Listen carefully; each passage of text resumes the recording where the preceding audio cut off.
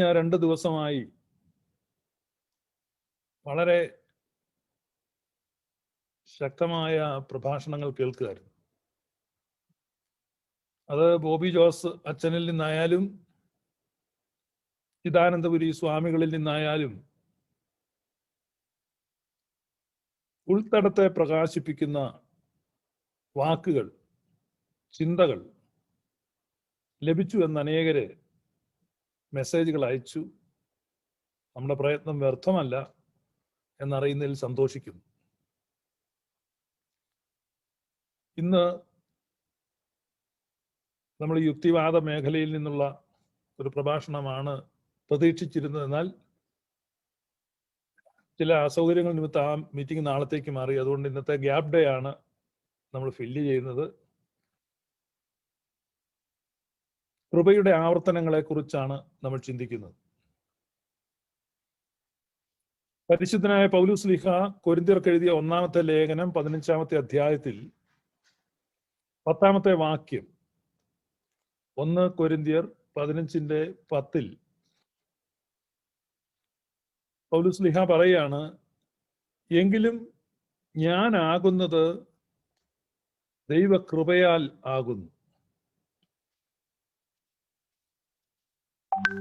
പൗലോസ് ശ്ലീഹ തനിക്ക് ക്രിസ്തു പ്രത്യക്ഷപ്പെട്ട കാര്യവും ഒക്കെ അവിടെ പറയുന്നുണ്ട്. അതിന് തൊട്ട് മുകളിൽ കൺക്ലൂഡിങ് സ്റ്റേറ്റ്മെന്റ്, ബോട്ടം ലൈനായിട്ട് അദ്ദേഹം പറയുകയാണ്, എങ്കിലും ഞാൻ ആകുന്നത് ദൈവകൃപയാൽ ആകും.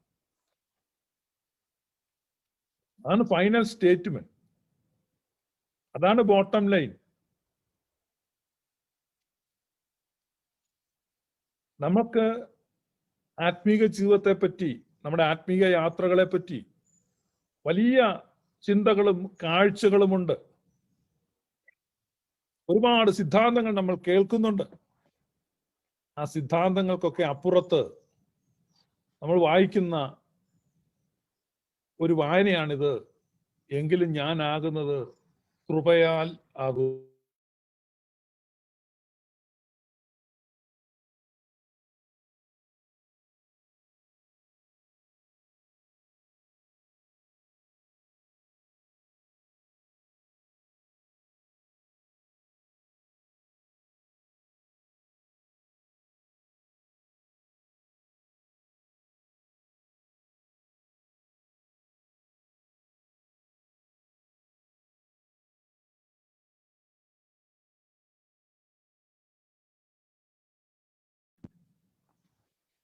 ഞാൻ ആയിരിക്കുന്നത് കൃപയാൽ ആയിരിക്കുന്നു.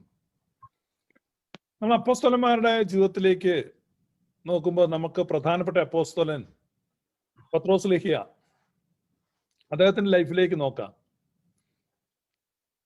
വിശുദ്ധ ലൂക്കോസിന്റെ സുവിശേഷം 5-ാമത്തെ അധ്യായം അതിന്റെ 1 മുതലുള്ള ഭാഗങ്ങൾ നമുക്ക് വായിക്കാം. വിശുദ്ധ ലൂക്കോസിന്റെ സുവിശേഷം 5-ാം അധ്യായം 1 മുതൽ.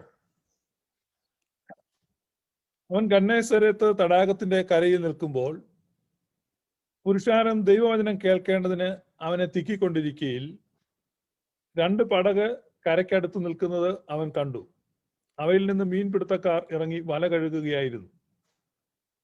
ആ പടകുകളിൽ ശീമോൻ ഉള്ളതായ ഒന്നിൽ അവൻ കയറി കരയിൽ നിന്ന് അല്പം നീക്കണം എന്ന് അവനോട് അപേക്ഷിച്ചു. അങ്ങനെ അവൻ പടകിലിരുന്ന് പുരുഷാരത്തെ ഉപദേശിച്ചു. സംസാരിച്ചു തീർന്നപ്പോൾ അവൻ ശീമോനോട് ആഴത്തിലേക്ക് നോക്കി മീൻപിടുത്തത്തിന് വലയിറക്കുവീൻ എന്ന് പറഞ്ഞു. അതിന് ശീമോൻ, നാഥ, ഞങ്ങൾ രാത്രി മുഴുവൻ അധ്വാനിച്ചിട്ട് ഒന്നും കിട്ടിയില്ലെങ്കിലും നിന്റെ വാക്കിന് ഞാൻ വലയിറക്കാം എന്നുത്തരം പറഞ്ഞു. അങ്ങനെ ചെയ്തപ്പോൾ പെരുത്ത മീൻകൂട്ടം അകപ്പെട്ട് വല കീറാറായി. മറ്റേ പടകിലുള്ള കൂട്ടാളികൾ വന്ന് സഹായിപ്പാൻ അവരെ മാടി വിളിച്ചു. അവർ വന്ന് പടക് 2 മുങ്ങുമാറാകുവോളം നിറച്ചു. ശീമോൻ പത്രോസ് അത് കണ്ടിട്ട് യേശുവിന്റെ കാൽക്കൽ വീണു. കർത്താവെ, ഞാൻ പാപിയായ മനുഷ്യനാകൊണ്ട് എന്നെ വിട്ടുപോകണമേ എന്ന് പറഞ്ഞു. അവർക്കുണ്ടായ മീൻപിടുത്തത്തിൽ അവനും അവനോട് കൂടെയുള്ള എല്ലാവർക്കും സംഭ്രമം പിടിച്ചിരുന്നു. ഭയപ്പെടേണ്ട, ഇന്നു മുതൽ നീ മനുഷ്യരെ പിടിക്കുന്നവരാകും എന്ന് യേശു അവരോട് പറഞ്ഞു. പിന്നെ അവർ പടകുകളെ കരക്കടുപ്പിച്ച് സകലവും ഇട്ട് അവനെ അനുഗമിച്ചു. ഇതാണ് നമ്മൾ വായിക്കുന്ന ടെക്സ്റ്റ്. നമ്മൾ ഒന്നാമത്തെ ദിവസത്തെ പ്രഭാഷണത്തിൽ ബോബിയച്ചൻ കടപ്പുറത്തെ കുറിച്ചൊരു പരാമർശം നടത്തി. നമുക്കെല്ലാം അറിയാവുന്നതാണ് കടപ്പുറത്തെ ജീവിതം, കടപ്പുറത്തെ സാഹചര്യങ്ങൾ. കടലിനെ ആശ്രയിച്ചാണ് അവർ കഴിയുന്നത്. എന്ന് പറഞ്ഞാൽ ഒന്നിനും ഒരു ഷുവർട്ടി ഇല്ല, ഒന്നിനും ഒരു ഉറപ്പില്ലാത്ത ഒരു ജീവിതമാണ്.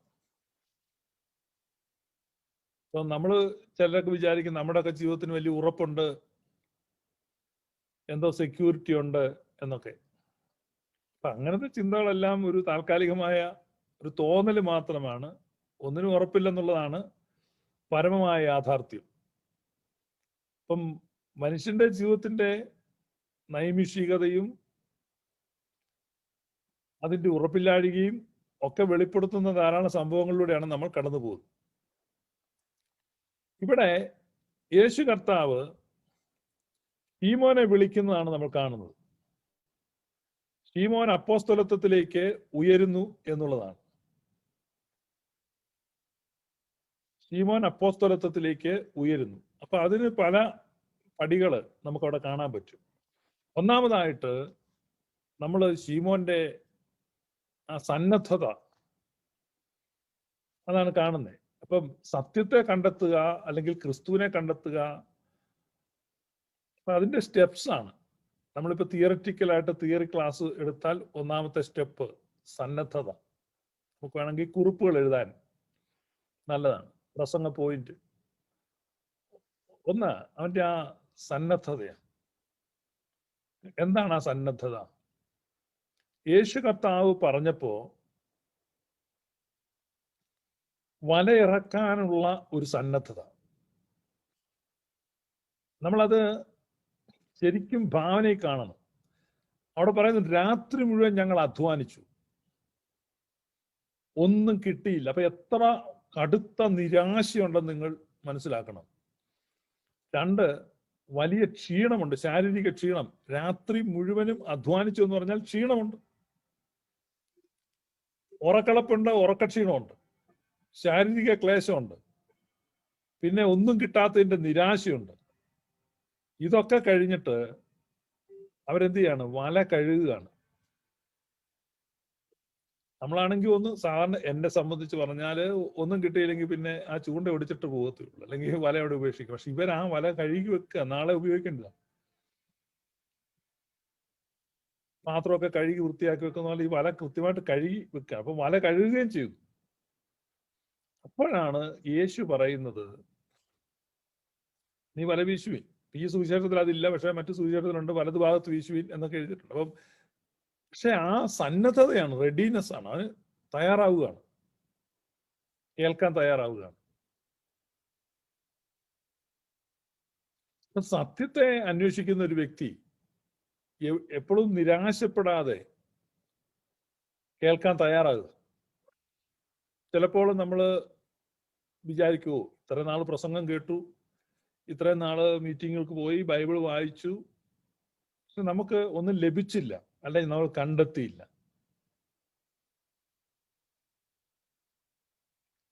മടുപ്പുണ്ടാകുകയാണ്. പക്ഷെ ഇവിടെ നമ്മൾ ശീമോനെ കാണുമ്പോൾ, അല്ലെ പത്രോസിനെ കാണുമ്പോൾ അദ്ദേഹത്തിന് മടുപ്പില്ല.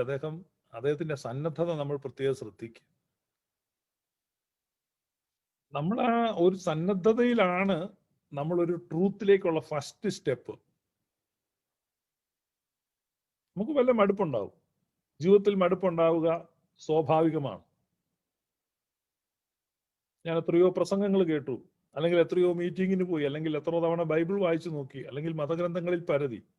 പക്ഷെ യേശു കർത്താവ് നമുക്ക് നൽകുന്ന ഒരു വാഗ്ദത്തമുണ്ട്. അന്വേഷിക്കുവീൻ, നിങ്ങൾ കണ്ടെത്തും. മുട്ടുവീൻ, ഒരു പക്ഷേ തുറക്കപ്പെട്ടേക്കാം. ചോദിപ്പീൻ, ചിലർക്കൊക്കെ കിട്ടും. ഇങ്ങനൊന്നും അല്ല കർത്താവ് പറഞ്ഞു. കർത്താവ് വളരെ കൃത്യമായി പറയും, അന്വേഷിപ്പീൻ, കണ്ടെത്തും, മുട്ടുവീൻ, തുറക്കപ്പെടും, ചോദിപ്പീൻ, തരപ്പെടും. ഇത് മൂന്ന് കാര്യമല്ല, ഒറ്റ കാര്യമാണ്. അത് യഹൂദ പ്രബോധനത്തിന്റെ ഒരു പ്രത്യേകതയായിരുന്നു. ഒരു കാര്യം തന്നെ പല രീതിയിൽ പറയും, ഒരു ആശയം തന്നെ പറഞ്ഞിട്ട് ചിലപ്പോൾ 2-3 ഉദാഹരണങ്ങളിലൂടെ അല്ല 2-3 ശൈലിയിലൂടെ അതേ കാര്യം ആവർത്തിക്കുക. അതുകൊണ്ട് 3 കാര്യമാണ് ചിന്തിക്കില്ല. ഒരൊറ്റ കാര്യം യേശു പറഞ്ഞുള്ളൂ, നിങ്ങൾക്ക് സത്യം കണ്ടെത്താൻ കഴിയും. ആ വാക്യമൊക്കെ ഒത്തിരി മിസ്കോട്ട് ചെയ്ത് നമ്മുടെ ഭൗതികമായ ആവശ്യങ്ങൾക്ക് അത് തരും, ചോദിച്ചാൽ കിട്ടും, മുട്ടിയാൽ തുറക്കും, ഇങ്ങനെയൊക്കെ പറഞ്ഞ് വ്യാഖ്യാനിക്കുന്നുണ്ട്. യേശു കർത്താവ് പറഞ്ഞത് പരമമായ ആത്യന്തികമായ മനുഷ്യന്റെ നീഡിനെ കുറിച്ചാണ്. അല്ലെങ്കിൽ മനുഷ്യന്റെ ഏറ്റവും പരമമായ കാര്യം എന്താണ്? ഏറ്റവും പരമമായ മനുഷ്യൻ ഈ ഭൂമിയിൽ ജനിക്കുമ്പോൾ ഓരോ മനുഷ്യന്റെയും ഏറ്റവും പരമമായ ലക്ഷ്യം അവൻ ആരാണെന്ന് കണ്ടെത്തുന്നതാണ്. ആണ് ഏറ്റവും വലിയ ചോദ്യം. നമ്മളെപ്പോഴും അവഗണിക്കുന്നതും ആ ചോദ്യത്തെയാണ്. കാരണം ചിലപ്പോഴൊക്കെ നമ്മുടെ ജീവിതത്തിൽ അങ്ങനെ ഒരു ചോദ്യം ചിലപ്പോൾ വന്നേക്കാം. പക്ഷെ ആ ചോദ്യത്തെ നമ്മൾ എന്ത് ചെയ്യുന്നു? ലോകത്തിലെ സുഖഭോഗങ്ങൾ കൊണ്ടും അല്ലെങ്കിൽ മത്സര തൃഷ്ണ കൊണ്ട് നമ്മൾ അതിനെയൊക്കെ എന്ത് ചെയ്യാണ്? വിസ്മരിക്കുകയാണ്. കാരണം പരമമായ ചോദ്യം എന്താണ്? ഞാൻ ആരാണ് എന്നുള്ളതാണ്. Who am I? ഞാനെന്ന് പറയുന്ന ഈ മൺകൂടാരത്തിനകത്തിരുന്ന് സംസാരിക്കുന്ന, ചിന്തിക്കുന്ന, കാണുന്ന, കേൾക്കുന്ന ഒരു പഹയൻ ആരാണിത്? ഈ ഒരു ചോദ്യം ഇത് നമ്മളെപ്പോഴും അലട്ടുന്നില്ല. ഈ ചോദ്യം നമ്മുടെ മനസ്സിൽ എക്കോ ചെയ്യാതെ, പ്രതിധ്വനിക്കാതിരിക്കുവാൻ നമുക്ക് ചുറ്റുമുള്ള ഈ സൃഷ്ടപ്രപഞ്ചത്തിലൂടെ അല്ലെങ്കിൽ ഈ സർവചരാചരങ്ങളിലൂടെ നമുക്ക് എന്തുണ്ടാകുന്നു? ഭോഗതൃഷ്ണയും മത്സരവും. നമ്മൾ ഒരു വേൾഡ് ഓഫ് കോമ്പറ്റീഷനിലാണ് നമ്മൾ നിൽക്കുന്നത്. നമ്മളൊരു മത്സരത്തിലാണ് ആളുകൾ. കാരണം അപ്പുറത്തുള്ള വീട് വെച്ചു, അതിൽ നല്ല വീട് എനിക്ക് വെക്കണം, അല്ലെ കാർ മേടിച്ചു, അതിൽ നല്ല കാർ എനിക്ക് മേടിക്കണം, അല്ലെങ്കിൽ പഠിച്ച് മാർക്ക് മേടിച്ചു, അതിലും മികച്ച ഇത് പോകണം, വേറൊരാൾ ഓസ്ട്രേലിയക്ക് പോയി, എനിക്ക് അതിനേക്കാൾ ബെറ്റർ സ്ഥലത്ത് പോകാൻ പറ്റുമോ? അപ്പൊ മത്സര തൃഷ്ണ, ഭോഗതൃഷ്ണ. ഇതുകൊണ്ട് നമ്മുടെ ഈ ആത്യന്തികമായ ചോദ്യക്കടലാസ് നമ്മൾ എന്ത് ചെയ്യുന്നില്ല? എടുക്കുന്നില്ല. ഈ ആത്യന്തികമായ ചോദ്യക്കടലാസ് ഞാൻ ആരാണ് എന്നുള്ള ചോദ്യക്കടലാസാണ്. നമ്മൾ ആരാണ്, നമ്മൾ എന്തിനാണ്, നമ്മൾ എവിടെയാണ്, എന്തുകൊണ്ടാണ്, എങ്ങോട്ടാണ്? അനുബന്ധ ചോദ്യങ്ങൾ കുറെ ഉണ്ട്. ഈ ചോദ്യങ്ങൾക്കുള്ള ഉത്തരം ഇത് കണ്ടെത്തുന്നതാണ് സ്പിരിച്വാലിറ്റി. മറ്റൊന്നുമല്ല. നമ്മൾ ഈ ലോകത്തിലെ സാധാരണ സാമാന്യ വ്യവഹാരത്തിൽ നമുക്ക് നേട്ടങ്ങൾ എടുക്കുക, അതിനുവേണ്ടി ദൈവത്തെ ഉപയോഗിക്കുക. അപ്പൊ ആ ആളെ ദൈവം കടാക്ഷിച്ചു, അനുഗ്രഹിച്ചു, ദൈവാനുഗ്രഹമുള്ള മനുഷ്യൻ അല്ലെങ്കിൽ ഭക്തൻ, അനുഗ്രഹിക്കപ്പെട്ടവൻ എന്നൊക്കെ നമ്മൾ ലോകം വിളിക്കും. അതെല്ലാം ലോകത്തിന്റെ പാരാമീറ്ററിലുള്ള അനുഗ്രഹങ്ങളാണ്. യഥാർത്ഥത്തിൽ ഒരൊറ്റ കാര്യമേ ഉള്ളൂ, നമ്മൾ ആരാണെന്ന് കണ്ടെത്തുക.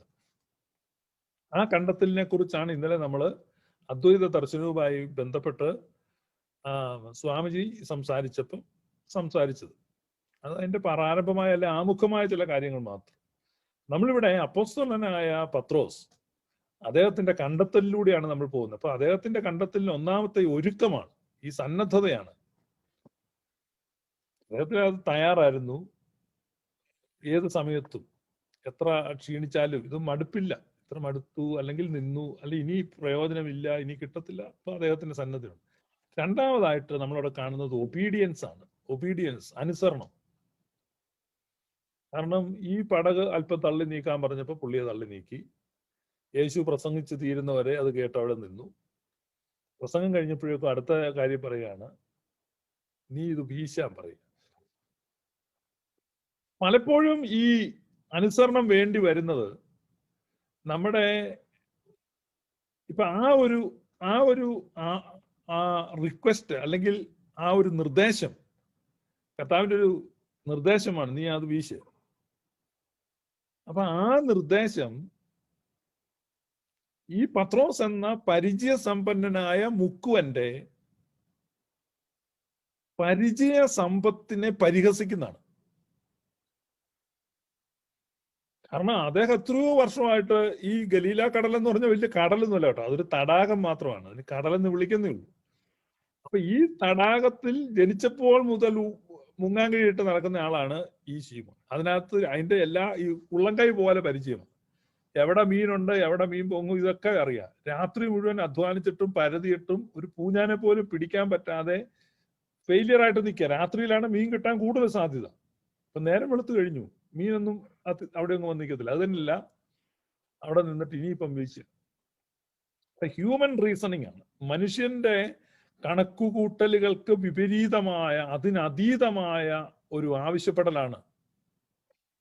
അപ്പൊ മനുഷ്യന്റെ സാമാന്യ യുക്തിക്കും സാമാന്യ ബുദ്ധിക്കും ഒന്നും ഉൾക്കൊള്ളാൻ കഴിയാ, പെട്ടെന്ന് അനലൈസ് ചെയ്തെടുക്കാൻ പറ്റാത്ത ഒരു ചോദ്യം, ഒരു ആവശ്യപ്പെടലാണ് നീ ആ വീശാൻ പറയുന്നത്. അപ്പൊ അവിടെയാണ് ആ ഒബീഡിയൻസ്, അനുസരണം. വളരെ വിചിത്രമായ ഒരു അനുസരണമാണ് നമ്മൾ കാണുന്നത്. നമ്മുടെ ജീവിതത്തിൽ പലപ്പോഴും അനുസരണത്തിൻ്റെതായ ചില വെല്ലുവിളികൾ ഉണ്ടാവും. അനുസരണത്തിന്റെ വെല്ലുവിളികളുണ്ട്. അപ്പൊ അവൻ അനുസരിച്ചു. മൂന്നാമതായിട്ട് അവന്റെ പടക് നിറഞ്ഞു വരികയാണ്. നിങ്ങൾ അവിടെ നോക്കണം, നമ്മൾ വായിച്ച ടെക്സ്റ്റില് ആ പടകിൽ മുട്ടുകുത്തി, മീൻ നാറുന്ന പടകില് മുട്ടുകുത്തി. പക്ഷെ ഒന്ന് ഓർക്കുക, അത് ശൂന്യമായ പടകായിരുന്നു, ഇപ്പൊ നിറഞ്ഞു കിടക്കുക.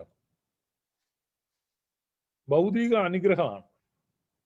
ഇപ്പൊ ഭൗതിക അനുഗ്രഹത്തിന്റെ നടുവിൽ നിന്ന് ദൈവത്തെ മഹത്വപ്പെടുത്തുക, അത് കുറച്ച് ആളുകൾക്കേ സാധിക്കത്തുള്ളൂ, എല്ലാവർക്കും സാധിക്കത്തില്ല. ദാരിദ്ര്യത്തിന്റെ പരിശോധനയിൽ ഈ ദൈവം ആരെയും പരീക്ഷിക്കത്തില്ല, പക്ഷെ പരിശോധിച്ചു നോക്കും. പരിശോധന ദാരിദ്ര്യത്തിലും ഉണ്ടാകും, സമ്പത്തിലും ഉണ്ടാകും. ദാരിദ്ര്യത്തിലെ പരിശോധനയിൽ 98% ആളുകളും വിജയിക്കും, അല്ലെങ്കിൽ 99% ആളുകളും വിജയിക്കും. കാരണം കഷ്ടപ്പാടും ദാരിദ്ര്യവും ബുദ്ധിമുട്ടും പ്രയാസവും ഞെരുക്കവും ഇല്ലായ്മയും കടവും കടബാധ്യത എല്ലാം കയറി വരുന്ന ദൈവമേ എന്ന് വിളിക്കുകയാണ്. സഹായിക്കണേ കർത്താവേ. എല്ലാവരും ദൈവത്തെ നോക്കുക. സമ്പത്തിന്റെ പ്രളയമുണ്ടായാൽ, സമ്പത്തിന്റെ ആധിക്യമുണ്ടായാൽ ആരും ദൈവത്തെ അന്വേഷിക്കത്തില്ല. ഇപ്പൊ നിങ്ങൾക്ക് 5 ലക്ഷം രൂപ കടമുണ്ട്, 5 ലക്ഷം രൂപയും പലിശയും കൂടെ ബാങ്കിൽ അടയ്ക്കണമെന്ന് ജപ്തി നോട്ടീസ് വരികയാണെങ്കിൽ നമ്മൾ ദൈവത്തെ അന്വേഷിക്കും, പ്രാർത്ഥിക്കും. അതേസമയം തന്നെ നിങ്ങൾക്ക് ഒരു 5 ലക്ഷം രൂപ ലോട്ടറി അടിച്ചാൽ പെട്ടെന്നിരുന്ന് പ്രാർത്ഥിച്ച് നോക്കത്തില്ല, ദൈവമേ 5 ലക്ഷം രൂപ ലോട്ടറി അടിച്ച് ഞാൻ എന്ത് ചെയ്യണം, ആർക്കാണ് കൊടുക്കേണ്ടത്, ഞാൻ ഇത് എങ്ങനെയാണ് ചെലവാക്കേണ്ടത്. നമ്മൾ ദൈവത്തെ അന്വേഷിക്കാറില്ല, ദൈവത്തെ മാറ്റിവെക്കും. അപ്പൊ നമ്മുടെ കടങ്ങളിൽ നമ്മൾ ദൈവത്തെ അന്വേഷിക്കും. ഇന്നലെ ഒരാൾ പോസ്റ്റ് ഇട്ടിരിക്കുന്ന കണ്ടു, കത്തോലിക്ക സഭയിൽ, പോസ്റ്റ് അല്ല, ഒരു ചെറിയ പ്രസംഗമാണ്.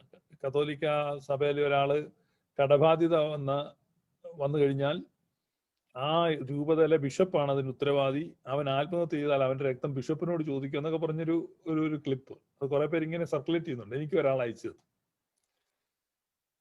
കുഴപ്പമില്ല, നല്ലൊരു ആശയമാണ്. പക്ഷെ അവിടുത്തെ ആ രൂപത തന്നെ വലിയൊരാൾക്ക് കോടിക്കണക്കിന് പണം ഉണ്ടായാൽ അതും ബിഷപ്പിന് കൊടുക്കണ്ടേ? അപ്പൊ ഈ ദാരിദ്ര്യത്തിൽ മാത്രമാണ് ദൈവത്തെ കൂട്ടുപിടിക്കുന്നത്. ദാരിദ്ര്യം വന്നു കഴിയുമ്പോൾ ഭയങ്കര പ്രാർത്ഥനയും, ദൈവമേ നീ എന്തുകൊണ്ട് ഇത് കാണുന്നില്ല, നീ എന്തുകൊണ്ട് എന്നോട് ഇത് ചെയ്തു. സമ്പത്തുണ്ടാകുന്ന ഒരുത്തനും ദൈവത്തോട് പോയി പറയാതെ, എന്റെ ദൈവമേ എന്നാലും നീ എന്നോട് ഈ ചതി ചെയ്തല്ലോ, നീ എനിക്ക് എന്തിന് ഇത്രയും കാശ് വന്ന് അങ്ങനെ ചോദിച്ചിട്ടുണ്ടോ? അങ്ങനെ ചോദിച്ചിട്ടുള്ള വിശുദ്ധന്മാരുണ്ട്. വിശുദ്ധ ബെർണാഡ് ഒക്കെ നിങ്ങൾ നോക്കിയാൽ മതി.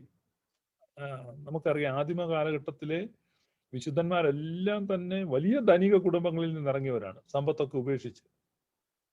വിശുദ്ധ ബെർണാഡിന്റെ ഒക്കെ ചരിത്രം വായിച്ചാൽ അദ്ദേഹം നിലവിളിച്ച് കരയുകയായിരുന്നു, എനിക്കെന്തിനാണ് ഈ പണം തന്നത്, അതെല്ലാം പാവങ്ങൾ കൊടുത്തിട്ട് അദ്ദേഹം സന്യസിക്കാൻ പോയി. അപ്പൊ എവിടെയാണ് ഈ ചോദ്യം വരുന്നത്? ശൂന്യമായ പടകിൽ മുട്ടുകുത്താൻ എല്ലാവർക്കും പറ്റും, പക്ഷെ നിറഞ്ഞ പടകിൽ മുട്ടുകുത്തുകയാണ്. പത്രോസ് നിറഞ്ഞ പടകിലാണ് മുട്ടുകുത്തുന്നത്. പെട്ടെന്ന് തന്നെ സെൽഫോൺ എടുത്തിട്ട് മീനിന്റെ മാർക്കറ്റ് വില എത്രയാണെന്ന് നോക്കി തപ്പം ഇതുകൊണ്ട് വിറ്റ് ക്യാഷ് ആക്കാൻ അങ്ങനെയൊന്നും പത്രോസ് പോകുന്നില്ല. പടക് രണ്ടും നിറഞ്ഞു, അത് ശരിയാണ്. പക്ഷേ ആ നിറഞ്ഞ പടകിലെ മീനെ അല്ല പത്രോസ് കണ്ടത്, അവിടെ നിൽക്കുന്നവന്റെ മഹത്വത്തെയാണ് കണ്ടത്. അപ്പൊ സമ്പത്തിലൂടെ ദൈവ മഹത്വത്തെ കാണാൻ അവന് പറ്റി, സമ്പത്തിനെയല്ല കണ്ടത്. അവൻ ആ പടകിൽ മുട്ടുകുത്തി, ബ്ലെസ്സിങ്ങിന്റെ നടുവിൽ മുട്ടുകുത്തുകയാണ്.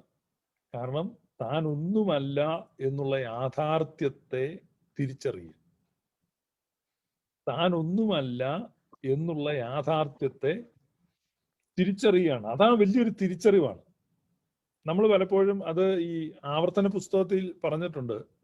നിനക്ക് സമ്പത്തുണ്ടാകുമ്പോൾ നീ ഒരിക്കലും നിന്റെ കൈയുടെ ബലമാണ് നിനക്ക് ഇതൊക്കെ നൽകിയത് എന്ന് നീ പറയരുത്, പറയാൻ തുനിയരുത്.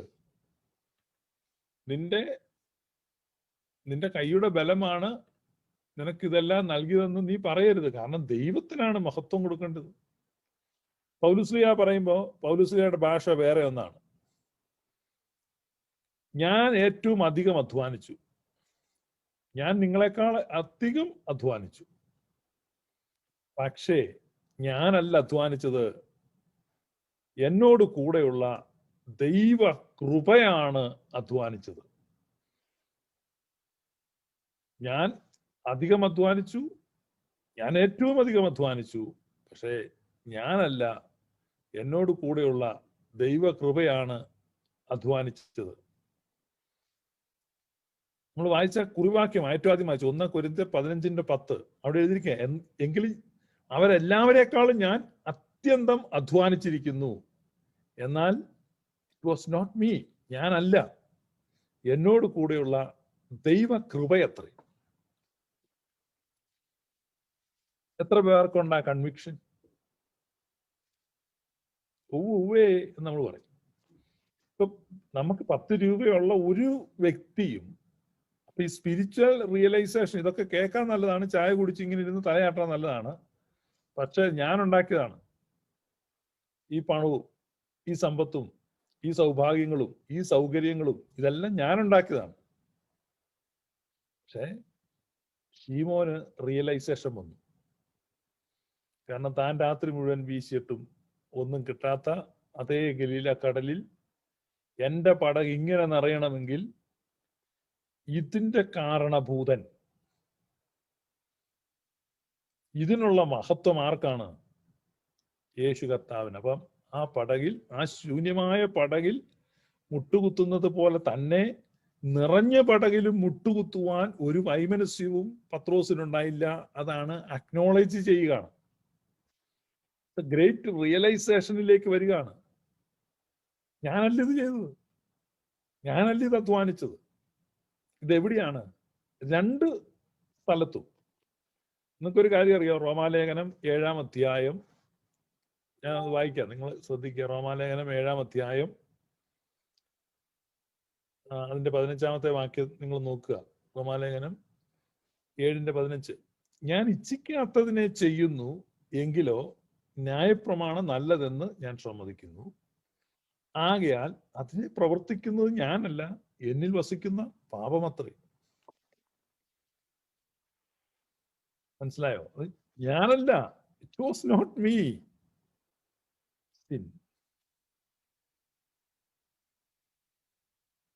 ഞാനൊരു നല്ല ആത്മീക പ്രഭാഷണം നടത്തുകയാണ്.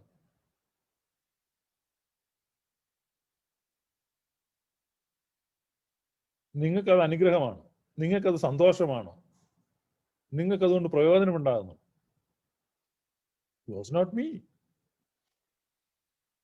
It was his grace. ആ കൃപയാണ്.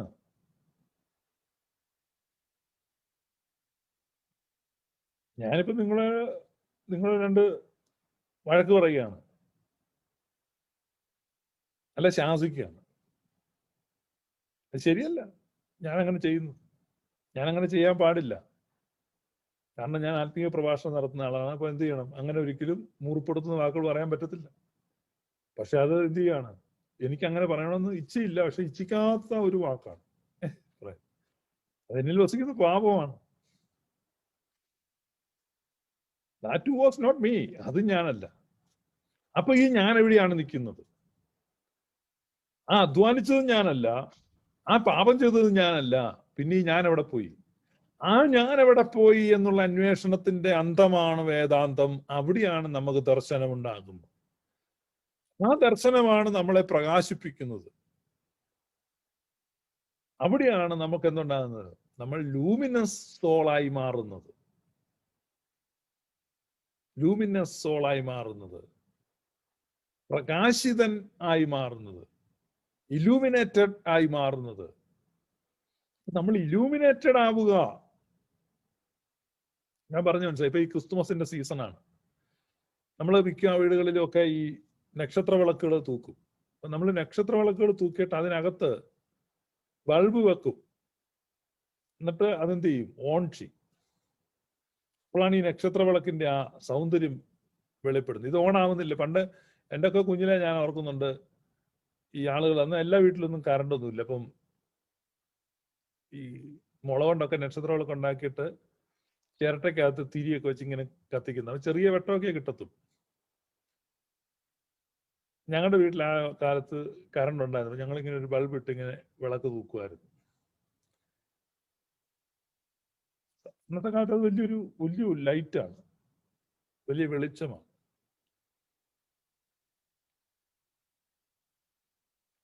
ഞാൻ പറഞ്ഞത് നിങ്ങൾ ഭാവനയെ കാണുക. ഓരോ സ്വിച്ച് ഇടുമ്പം ഓരോ നക്ഷത്ര വിളക്ക് ഇങ്ങനെ കത്തി കത്തി കത്തി കത്തി കത്തി കത്തി കത്തി വരുന്നില്ലേ? അതുപോലെ ഓരോ വ്യക്തികൾ ഇലൂമിനേറ്റഡ് ആകുകയാണ്. അതിനെയാണ് ഇലൂമിനേറ്റഡ് സോൾ എന്ന് പറയുന്നത്. ഇലൂമിനേറ്റഡ് സോൾ അവിടെ കത്തുക എന്നാണ്. അത് കത്തുക. നമ്മുടെ ആ മനുഷ്യന്റെ ആത്മാവ് യഹോവയുടെ ദീപമാകുന്നു. നിങ്ങളുടെ അര കെട്ടിയും നിങ്ങളുടെ വിളക്ക് കത്തിയും കൊണ്ടിരിക്കട്ടെ, യേശു കർത്താവ് പറയുകയാണ്. അപ്പൊ നമ്മിലൊരു വിളക്കുണ്ട്. ആ വിളക്ക് തെളിഞ്ഞിരിക്കുക, ആ വിളക്ക് കത്തിയിരിക്കുക. ആ വിളക്ക് കത്തുന്നതിനെ കുറിച്ചാണ് ഈ പറയുന്നത്. ഈ അക്നോളജിങ് ആണ്, ഈ തിരിച്ചറിവാണ്. ഏത് തിരിച്ചറിവാണ്? ഞാൻ ഇച്ഛിക്കാത്ത തിന്മ പ്രവർത്തിക്കുന്നു, പാപം ഞാനല്ല, എന്നിൽ വസിക്കുന്ന പാപമാണ്. ഞാൻ ഏറ്റവും അധികം അധ്വാനിച്ചു, ഞാൻ ഏറ്റവും കൂടുതൽ സഭകൾ സ്ഥാപിച്ചു, ഞാൻ ഏറ്റവും കൂടുതൽ ലേഖനങ്ങൾ എഴുതി, ഞാൻ ഏറ്റവും അധികം കഷ്ടപ്പെട്ടു, ഞാൻ ഏറ്റവും അധികം ബുദ്ധിമുട്ടിലായി, ഞാൻ ഏറ്റവും അധികം ഉപദ്രവിക്കപ്പെട്ടു, ഞാൻ പീഡിപ്പിക്കപ്പെട്ടു, ഞാൻ പലവട്ടം തടവിലായി, ഞാൻ ഒന്നു കുറയാ 40 അടി 3 വട്ടം കൊണ്ടു, കോലിനാലുള്ള അടി 3 വട്ടം കൊണ്ടു, പലവട്ടം പൈതാഹം, കാട്ടിലെ ആപത്ത്, കടലിലെ ആപത്ത്, നഗ്നത, ആപത്ത്, ശീതം എന്നീ അസാധാരണ സംഗതികൾ എനിക്ക് ഭവിച്ചു. അതുകൂടാതെ സകല സഭകളെ കുറിച്ചുള്ള ചിന്താഭാരം എന്നെ അലട്ടിക്കൊണ്ടിരിക്കുന്നു. കള്ള സഹോദരന്മാരാലുള്ള ഉപദ്രവം ഞാൻ സഹിച്ചു. ഒരു വട്ടം കപ്പൽ ചേതത്തിലകപ്പെട്ടു, മറ്റൊരു വട്ടം അണലിപ്പാമ്പന്റെ കയ്യിൽ കടിച്ചു തൂങ്ങി, ഒരു വട്ടം കല്ലേറുകൊണ്ടു, മരണത്തോളം എത്തിപ്പോയി. അപകടങ്ങളുടെയും അനർത്ഥങ്ങളുടെയും കഷ്ടതകളുടെയും പീഡനങ്ങളുടെയും പട്ടിക നീണ്ടു പോവുക. അത് തുടരുകയാണ്. പൗലോസ് പറയുകയാണ്, നീതിയുടെ ആയുധങ്ങൾ ഞാൻ സഹിച്ചു, മാനാപമാനങ്ങളും ദുഷ്കീർത്തി സൽകീർത്തികളും സഹിച്ചു. സത്യവാന്മാരെന്നിട്ടും ചതിയന്മാരെന്ന് എണ്ണപ്പെട്ടു. ഞാൻ വീണ് കിടക്കുന്നെങ്കിലും നശിച്ചു പോകുന്നില്ല. തന്റെ ആ സ്വാനുഭവങ്ങളുടെ പട്ടിക നീണ്ടു പോവുകയാണ്. ഇതെല്ലാം പറഞ്ഞ് അവസാനം ക്ലോസ് ചെയ്യുമ്പോൾ പറയാണ്, എങ്കിലും ഞാനല്ല, കൃപയാലാണ് ഞാനായി. ഈ തിരിച്ചറിവിന് ശേഷം അടുത്തത് പത്രോസ് എന്ത് ചെയ്യാണ്? പത്രോസ് പറയാണ്, കർത്താവേ, ഞാൻ പാപിയായ മനുഷ്യൻ. നമ്മളെ സംബന്ധിച്ച് ദൈവത്തിന്റെ അനുഗ്രഹം വന്ന് പടക് നിറഞ്ഞു. അപ്പൊ ഏറ്റു പറയുവോ ഞാൻ പാപിയാണെന്ന്? I am blessed and highly favoured. I am blessed and highly favoured. ഇവിടുത്തെ ഏറ്റവും വലിയ വീട് എനിക്ക് വെക്കാൻ പറ്റി, ഇവിടെ എനിക്ക് കച്ചവടം ഉണ്ടാക്കാൻ പറ്റി, എനിക്ക് ബിസിനസ് ഉണ്ടായി, ദൈവം എന്നെ അനുഗ്രഹിച്ചു, എൻ്റെ അയൽക്കാരെക്കാളും എൻ്റെ സഹോദരന്മാരെക്കാളും മാനിച്ചു. I am blessed, I am really blessed, I am blessed. Yes yes yes yes. കൂടെ കുറെ പേരും കാണും യേസു പറയാൻ. 2 പടക് നിറച്ച് മീൻ കിടക്കുമ്പോൾ ആ ഗലീല കടപ്പുറത്തിൽ ദ മോസ്റ്റ് ബ്ലസ്ഡ് പേഴ്സൺ, അല്ലെങ്കിൽ മാൻ ഓഫ് ദ മാച്ച്, അല്ലെ മാൻ ഓഫ് ദ ഡേ എന്നൊക്കെ നമ്മൾ മാൻ ഓഫ് ദ മാച്ച് എന്നൊക്കെ പറഞ്ഞു. അപ്പൊ അന്നത്തെ ചുണക്കുട്ടി ആരാണ്? പത്രോസാണ്. വലിയ വിജയത്തിന്റെ കൊടുമുടിയിൽ നിൽക്കുകയാണ്. വലിയ വിജയത്തിന്റെയും വലിയ നേട്ടത്തിന്റെയും ഉച്ചകോടിയിൽ പൊട്ടിക്കരയുന്നവനാണ്.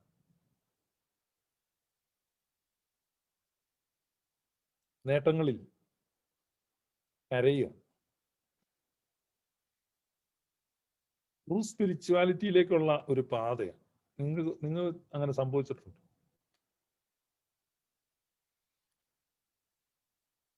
അസീസിയിലെ ഫ്രാൻസിസ് പ്രാർത്ഥിക്കാൻ പഠിപ്പിച്ചപ്പോ, നേട്ടങ്ങളിൽ അഹങ്കരിക്കാതിരിക്കാൻ കർത്താവ് എന്നെ പരുവപ്പെടുത്തണമെന്ന് പ്രാർത്ഥിച്ചു. പരാജയങ്ങളിൽ മനസ്സ് മടുത്തു പോകാതെ, പിന്മാറിപ്പോകാതെ, തളർന്നു പോകാതെ ശക്തി തരണമേ എന്ന് പ്രാർത്ഥിക്കുന്നതിനോടൊപ്പം നേട്ടങ്ങളിൽ അഹങ്കരിക്കാതിരിക്കാൻ കൂടെ. നമുക്കിവിടെ നോക്ക്, പടക് നിറച്ച് മീൻ കിടക്കുമ്പോൾ പറയുകയാണ്, കർത്താവേ, I am a sinner. Confession. Pathros പടകിൽ നിന്ന് പറഞ്ഞ കൺഫെഷൻ ഇന്നും സഭ ഏറ്റുപറയുകയാണ്. ഇന്നും വിശുദ്ധ കുർബാന കഴിയുമ്പോ, ഞാൻ പണ്ട് പെന്തക്കോസ്തിലായിരുന്നപ്പോ സുറിയാനി സഭയിലെ പുരോഹിതന്മാരെ കളിയാക്കിയൊക്കെ പറഞ്ഞത് പാപിയാന്ന് പറയുന്നു. പക്ഷെ അതിന്റെ മൂല്യം ഞാൻ തിരിച്ചറിഞ്ഞു. ഞാനിപ്പോ ഏറ്റവും കൂടുതൽ പ്രാവശ്യം പരാമർശിക്കുകയും പ്രശംസിക്കുകയും ചെയ്തിട്ടുള്ള ആ ഒരൊറ്റ statement, I M A Sinner. ഞാനോ ബലഹീനനും പാപിയുമാകുന്ന ദാസൻ. സമ്പന്നതയുടെ മടിത്തട്ടിൽ അല്ലെങ്കിൽ അത്രയും വലിയൊരു നേട്ടത്തിന്റെ നടുവിൽ നിന്ന് പത്രോസ് പറഞ്ഞാണ്, കർത്താവേ, ഞാൻ പാപിയായ. നിങ്ങളവിടെ കണ്ടോ? അവിടെ ആ പടകും വലയും എല്ലാം അവിടെ ഉപേക്ഷിച്ചിട്ട്, വെറും പടകല്ല, നിറച്ചു മീനുള്ള പടകിനെ ഉപേക്ഷിച്ചിട്ട് യേശുവിന്റെ കൂടെ അങ്ങ് പോവാം. കാരണം എന്താന്ന് വെച്ചാൽ സത്യം കണ്ടെത്തി. ബ്ലെസ്സിങ്ങിനേക്കാളും പ്രധാനം ബ്ലസ്സറാണ്. ഒരു യാഥാർത്ഥ്യത്തെ കാണുകയാണ്. ബ്ലെസ്സിങ്ങിനേക്കാൾ പ്രധാനപ്പെട്ട ബ്ലസ്സറിനെ കണ്ടെത്തി, സത്യത്തെ കണ്ടെത്തി, ട്രൂത്തിനെ കണ്ടെത്തി. ഉണ്മയായത് എന്താണ്? ഇത് മായയായത്. രാത്രി മുഴുവൻ വർക്ക് ചെയ്തത്, അധ്വാനിച്ചതെല്ലാം ഈ മീന് വേണ്ടിയായിരുന്നു. ആ മീനെ കിട്ടിക്കഴിഞ്ഞപ്പോൾ ആ മീനല്ലായിരുന്നു തനിക്ക് വേണ്ടെന്ന് തിരിച്ചറിയുക. ഇതാണ് നമ്മുടെ ഭൗതിക വിഷയങ്ങൾക്ക് വേണ്ടിയുള്ള ആസക്തി, പരക്കം പാച്ചിൽ. നമ്മൾ ഓടിയതും അധ്വാനിച്ചതൊക്കെ എന്തിനായിരുന്നു? ലൈഫ് മുഴുവൻ സ്പെൻഡ് ചെയ്ത് എന്തിനായിരുന്നു? നേടിക്കഴിയുമ്പോൾ നമ്മൾ തിരിച്ചറിയുകയാണ്. അപ്പൊ അതേക്കുറിച്ചാണ് ഇന്നലെ നമ്മൾ ഡിസ്കസ് ചെയ്തപ്പോ നൈഷ്കർമ്മ്യാവസ്ഥയെ പ്രാപിക്കുക എന്ന് പറഞ്ഞത്. അത് തന്നെയാണ് ഗീതോപദേശത്തിൽ നമ്മൾ വായിക്കുന്നത്. എനിക്ക് നേടുവാൻ ഇനിയൊന്നുമില്ല, ഞാൻ നേടാത്തതായി ഒന്നുമില്ല. പരമമായ ആ നൈഷ്കർമ്മ്യാവസ്ഥയെ പ്രാപിക്കുക, സത്യത്തെ തിരിച്ചറിയാണ്. പത്രോസിന് ആ അനുഭവം ഉണ്ടാകുന്നത്. കാരണം ഇത് മുഴുവൻ ഇതിനു വേണ്ടിയായിരുന്നു അധ്വാനിച്ചുകൊണ്ടിരുന്നത് രാത്രി മുഴുവൻ. പ്രതാ പിടിച്ചോ, പറഞ്ഞു ഇതൊന്നുമല്ല വേണ്ടത്, പിന്നെന്താ വേണ്ടത്? അപ്പൊ ആ പരമമായ സത്യത്തെ കാണുക. നമ്മൾ എന്തിനു വേണ്ടിയാണ് അധ്വാനിക്കുന്നത്? ഇന്നലെ ആ സ്വാമിജി പറയുന്നത് കേട്ടപ്പോൾ നിങ്ങൾക്ക് ലജ്ജ തോന്നിയില്ലേ? എനിക്ക് ലജ്ജ തോന്നി. കാരണം അദ്ദേഹം പറഞ്ഞ നമ്മൾ ആവശ്യങ്ങൾക്ക് വേണ്ടി പ്രാർത്ഥിക്കുന്നത്. കഴിഞ്ഞ നാളുകളിൽ മുഴുവൻ നമ്മൾ ഗ്ലോറിയസ് ഗോസ്പൽ പറഞ്ഞുകൊണ്ടിരുന്നത്, ആവശ്യങ്ങൾക്ക് വേണ്ടി പ്രാർത്ഥിക്കുമ്പോൾ ആവശ്യത്തിനല്ലേ പ്രാധാന്യം, ദൈവത്തിനല്ലല്ലോ എന്ന് അദ്ദേഹം ചോദിച്ചു. അത് തന്നെ ഇവിടെ പത്രോസ് തിരിച്ചറിയുകയാണ്, ഈ മീനല്ല പ്രാധാന്യം.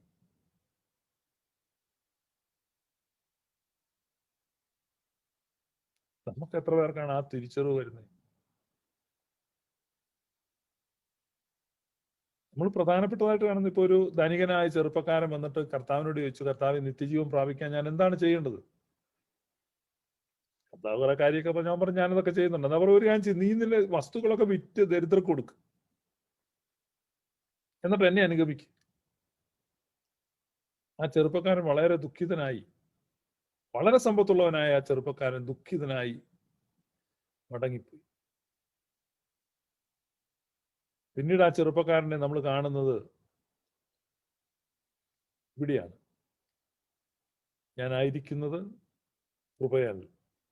നിങ്ങൾ ഓർത്തെ, അന്ന് സമ്പത്തുള്ള ആ ചെറുപ്പക്കാരൻ ആ സമ്പത്തിനെ വിട്ടുപിരിയാൻ വൈമനസ്യമായതുകൊണ്ട് അന്ന് കർത്താവിനെ അനുഗമിക്കാൻ കഴിയാതെ പോയ ആ ധനികനായ ചെറുപ്പക്കാരൻ ഇപ്പൊ നോക്ക്, ഞാൻ ഏറ്റവും അധികം അധ്വാനിച്ചു, ഞാൻ ഏറ്റവും അധികം ഉപദ്രവം സഹിച്ചു. വിശുദ്ധ പൗലോസ് ശ്ലീഹ. ആ ചെറുപ്പക്കാരൻ വിശുദ്ധ പൗലോസ് ശ്ലീഹ ആയിരുന്നതാണ് പാരമ്പര്യം പറയുന്നത്.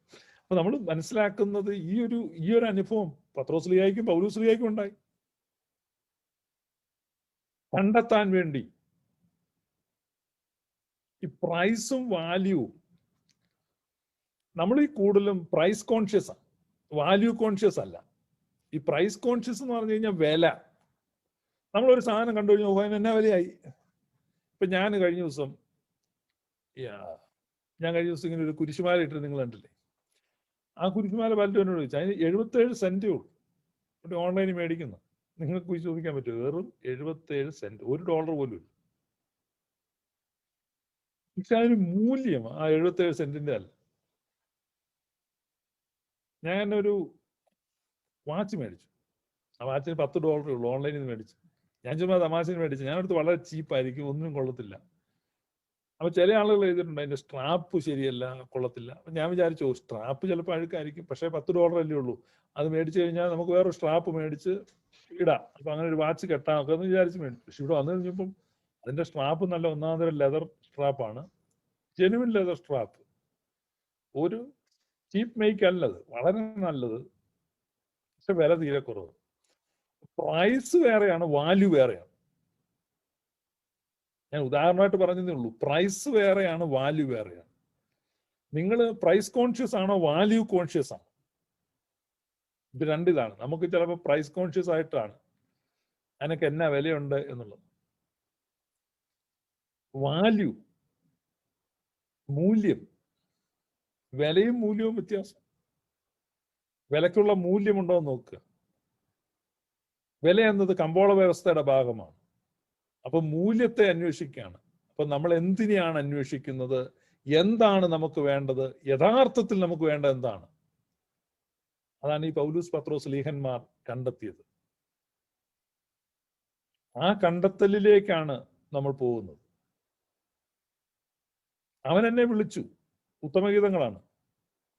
ഞാൻ എഴുന്നേക്കാൻ വിമുഖയായിരുന്നു, കാരണം പുറത്ത് നല്ല തണുപ്പാണ്. മഞ്ഞ് വീണ് അവന്റെ കുറുനിരകളിലൂടെ മഞ്ഞുതുള്ളി വീഴുന്നുണ്ടായിരുന്നു.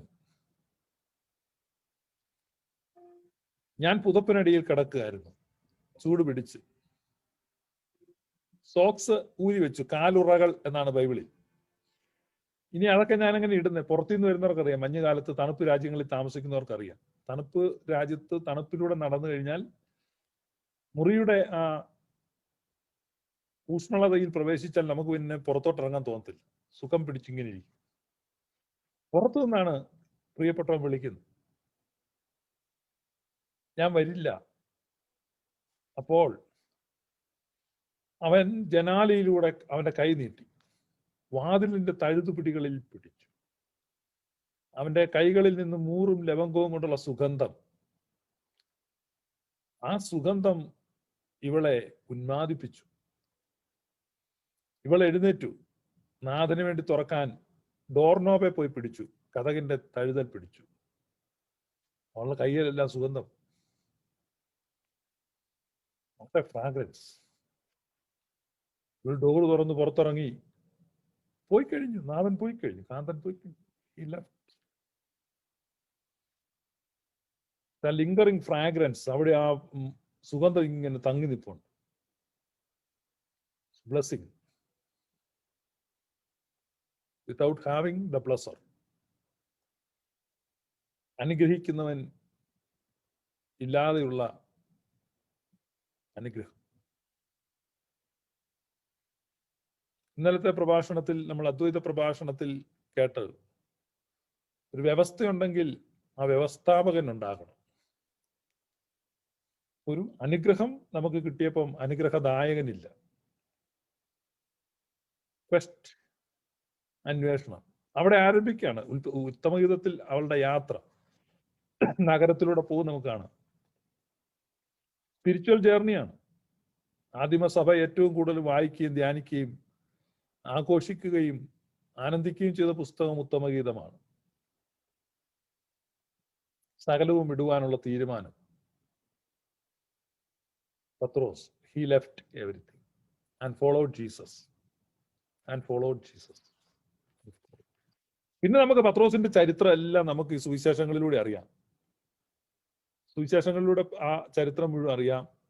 അവൻ ഏറ്റുപറയുന്നതും എടുത്തു ചാടുന്നതും മുങ്ങിത്താഴുന്നതും കർത്താവ് ഉയർത്തുന്നതും അവന്റെ എല്ലാ വിശ്വാസ സാഹസ പരീക്ഷണങ്ങളെല്ലാം നമുക്കറിയാം. കർത്താവിന്റെ കൂടെ നടന്നതും ഈ സ്റ്റെപ്സ് എല്ലാം കഴിഞ്ഞ് ലാസ്റ്റ് വീണ്ടും എന്ത് സംഭവിച്ചു? അവൻ തകർന്ന് തരിപ്പണമായി പോയി.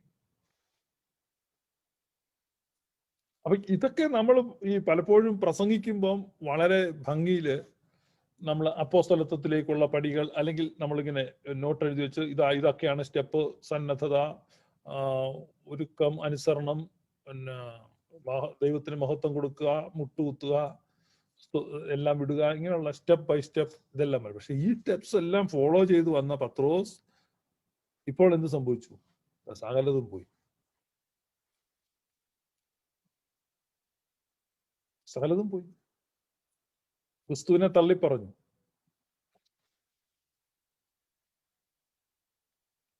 പത്രോസ് പറഞ്ഞു,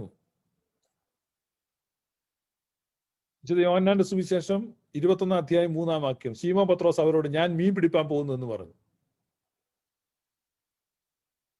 ഞങ്ങളും പോരുന്നു എന്ന് അവർ പറഞ്ഞു. അവർ പുറപ്പെട്ടു, പടക് കയറി. ആ രാത്രിയിൽ ഒന്നും പിടിച്ചില്ല.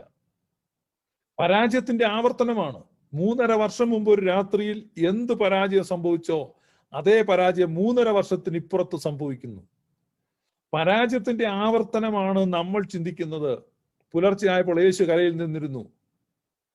യേശു അവരോട്, പടകിന്റെ വലതുഭാഗത്ത് വല വീശുവീൻ, എന്നാൽ നിങ്ങൾക്ക് കിട്ടും. അവർ വീശി, മീനിന്റെ പെരുപ്പം ഹേതുവായി അത് വലിപ്പാൻ കഴിഞ്ഞില്ല. പരാജയത്തിന്റെ ആവർത്തനം നമുക്ക് പലപ്പോഴും നമുക്ക് അനുഭവമുണ്ട്. നമ്മുടെ സാക്ഷ്യമാണ്. നമ്മൾ പറയാറുണ്ട്, പരിതപിക്കാറുണ്ട്, നിലവിളിക്കാറുണ്ട്, സ്വാനുതപിക്കാറുണ്ട്, കരയാറുണ്ട്. ഇതൊക്കെയാണ്. ഇവിടെ നിങ്ങൾ കൃപയുടെ ആവർത്തനം കാണുക. പരാജയത്തിന് മാത്രമല്ല ആവർത്തനം, കൃപയുടെ ആവർത്തനമാണ്. 3.5 വർഷം മുമ്പ് എങ്ങനെ വിളിച്ചോ അങ്ങനെ പിന്നെ വിളിക്കുക. നീ ആ വലതുഭാഗത്ത് വീശുവീ. വീണ്ടും പെരുത്ത് മീൻകൂട്ടം വലിച്ചു കയറ്റുക. ഇത് സ്ഥായീഭാവമാണ് ദൈവത്തിലുള്ള. ദൈവത്തെ നമ്മൾ ഗ്രഹിക്കുമ്പോൾ യാക്കോസ്ലിയ പറയുന്നതാണ്, ഗതിഭേദത്താലുള്ള ആച്ഛാദനത്തിന് വിധേയനാകാത്തവനാണ്. എനിക്ക് ഏറ്റവും ഇഷ്ടമുള്ള വാക്യം കേട്ടോ. ഞാൻ ഈ ലൈവിലൊക്കെ എപ്പോഴും ആവർത്തിക്കുന്നത്. എന്നെ നമ്മുടെ ദുബായിലുള്ള ഷിബു ജേക്കബ് സഹോദരൻ എപ്പോഴും കളിയാക്കുന്ന, പുള്ളി പറയുന്നത്, ഷിബുച്ചായം പറയുന്ന ഒരു വാക്കാണ് ഗതിഭേദത്ത. എനിക്ക് ആ വാക്യം ഭയങ്കര ഇഷ്ടമാണ്. കാരണം അതിന്റെ ഡെപ്ത് അത്ര ഭയങ്കരമാണ്. യാക്കോസ്ലിയയുടെ ലേഖനത്തിലുള്ള ഗതിഭേദത്താലുള്ള ആച്ഛാദനത്തിന് വിധേയനാകാത്ത ദൈവമാണ് നമ്മുടെ ദൈവം. ഞാൻ അതിനൊരു ഉദാഹരണം, നമ്മൾ ഈ കാന്തം ഉണ്ടല്ലോ, കാന്തം ഇങ്ങനെ തൂക്കിയിട്ടാൽ ഫ്രീ ആയിട്ട് ഹാങ് ചെയ്താൽ അതിങ്ങനെ എന്ത് ചെയ്യും? നോർത്ത് സൗത്ത് ഇങ്ങനെ, അല്ലെ, നോർത്ത് സൗത്ത് ആയിട്ട് ഇങ്ങനെ നിൽക്കും. അതിങ്ങനെ വല്ല വെച്ച് തടഞ്ഞു നിന്ന് കഴിഞ്ഞാൽ ആ തടസ്സം മാറുമ്പോൾ അത് ഈ കാന്തത്തിന്റെ ടെൻഡൻസി എപ്പോഴും എന്താ? ഈ നോർത്ത് സൗത്ത് ആയിട്ട് നിൽക്കാനുള്ള ടെൻഡൻസിയാണ്. അതിലേക്കാണ് അത് എന്ത് ചെയ്തുകൊണ്ട് നിൽക്കുന്നത്? അതിലേക്കാണ് അത് ഓങ്ങി നിൽക്കുന്നത്, ആഞ്ഞും കൊണ്ട് നിൽക്കുന്നത്. അപ്പൊ അവിടെ അതാണ് ആ ടെൻഡൻസി, അങ്ങോട്ടാണ് അത് പോകുന്നത്. അപ്പൊ അത് ഇന്നല്ലെങ്കിൽ നാളെ എപ്പോഴെങ്കിലും അത് അവിടെ ചെല്ലും. അപ്പൊ ഇതുപോലൊരു കോമ്പസ് നമ്മുടെ അകത്തിരിപ്പുണ്ട്. അതിനെക്കുറിച്ച് എന്റെ ക്വസ്റ്റ്യൻ പറഞ്ഞിട്ടുണ്ട്, നിന്നിലേക്കാണ് ഞാൻ സൃഷ്ടിക്കപ്പെട്ടത്, നിന്നിൽ എത്തിച്ചേരുമ്പോൾ ആ കോമ്പസ്. അപ്പൊ അലൈൻമെന്റിൽ ഇങ്ങനെ നമ്മുടെ അകത്ത് ആ കോമ്പസ് ഇരിക്കുക, പലതും കൊണ്ട് തടഞ്ഞിരിക്കുക. ആ തടസ്സങ്ങൾ മാറുമ്പോൾ കോമ്പസ് എന്ത് ചെയ്യും? കൃത്യമായിട്ട് അങ്ങോട്ട് വരും. ഇതുകൊണ്ടാണ് പിതാക്കന്മാര് പ്രാർത്ഥന, നോമ്പ്, ഉപവാസം, ധ്യാനം, മനനം, ഇതൊക്കെ പല രീതിയിലാണ് ഈ കോമ്പസിനെ ഫ്രീ ആക്കുക. കോമ്പസ് ഫ്രീ ആവുന്നത് ഇതുപോലെയാണ് ദൈവം. ദൈവത്തിന്റെ സ്ഥായീഭാവം സ്നേഹമാണ്, സ്നേഹം മാത്രമാണ്. പലരും പറയുന്നതിന് വേറെയൊക്കെ കൂടെ ഉണ്ട്, എനിക്കറിയത്തില്ല, I don't know. God is love, ദൈവം സ്നേഹമാകുന്നു എന്ന് പറഞ്ഞിട്ട് തൊട്ട് താഴെ വീണ്ടും യോഹന്നാൻ ശ്ലീഹ ഇതിന് വിശദീകരണമായിട്ട് ഒന്നുകൂടി എഴുതുക, ദൈവം സ്നേഹം തന്നെ. എല്ലാ നരകവാദികളുടെയും അടിവേർ അറുത്ത് കളയാണ്. ദൈവം സ്നേഹമാകുന്നു എന്ന് പറഞ്ഞിട്ട് തൊട്ടു താഴെ 3 വാക്യം കഴിയുമ്പോൾ ആവർത്തിക്കുകയാണ്, ദൈവം സ്നേഹം തന്നെ. The very essence of God is love. അപ്പൊ ആ ലവ്സിലേക്ക്, ആ റിസ്റ്റോറേഷനിലേക്ക് ദൈവം എന്ത് ചെയ്യുകയാണ്? ആഞ്ഞു നിൽക്കുകയാണ്. ഒറ്റ ഗോളേ ഉള്ളൂ, ഒരൊറ്റ ലക്ഷ്യമുള്ളൂ. അപ്പൊ ഈ കാന്തം എങ്ങനെ നോർത്ത് സൗത്തിലേക്ക് പോകാൻ നിൽക്കുന്നത്? അതുപോലെയാണ് ദൈവം. ഏത് സാഹചര്യത്തിലും ദൈവം നമ്മളെ എന്ത് ചെയ്യാണ്? റിസ്റ്റോറേഷനിലേക്കാണ് കൊണ്ടുപോകുന്നത്. അവൻ എന്നെ അവന്റെ വീഞ്ഞു വീട്ടിലേക്ക് കൂട്ടിക്കൊണ്ടുപോയി. മനസ്സിലായോ? അന്വേഷണത്തിന്റെ എല്ലാം അവസാനം ഇങ്ങനെ വന്നു പോകും. അവനെ കണ്ടെത്തി, അവൻ ഇവളുടെ ഹഗ് ചെയ്ത് വീഞ്ഞു വീട്ടിലേക്ക്, വൈൻ ഹൗസിലേക്ക് കൊണ്ടുപോവാണ്. ഒരുപാട് തരത്തിലുള്ള വീഞ്ഞുകൾ സൂക്ഷിച്ചു വെച്ചിരിക്കുന്ന പെരയുണ്ട്. ഇവിടെ അമേരിക്കയിലും യൂറോപ്പിലൊക്കെ സായിപ്പുമാർക്ക് അങ്ങനത്തെ വീടുകൾ, വൈൻ ഹൗസ്. അവർ രണ്ടുകൂടെ പോവാ. നമ്മൾ ദൂരേന്നൊരു കാഴ്ച, ഈ സിനിമയ്ക്കകത്ത് ലോങ് ഷോട്ട് പോലെ ഇങ്ങനെ നോക്കുമ്പോൾ അടുത്ത് പറയാണ്, അവൻ എന്റെ മീതെ പിടിച്ചിരുന്ന കൊടി സ്നേഹം ആയിരുന്നു.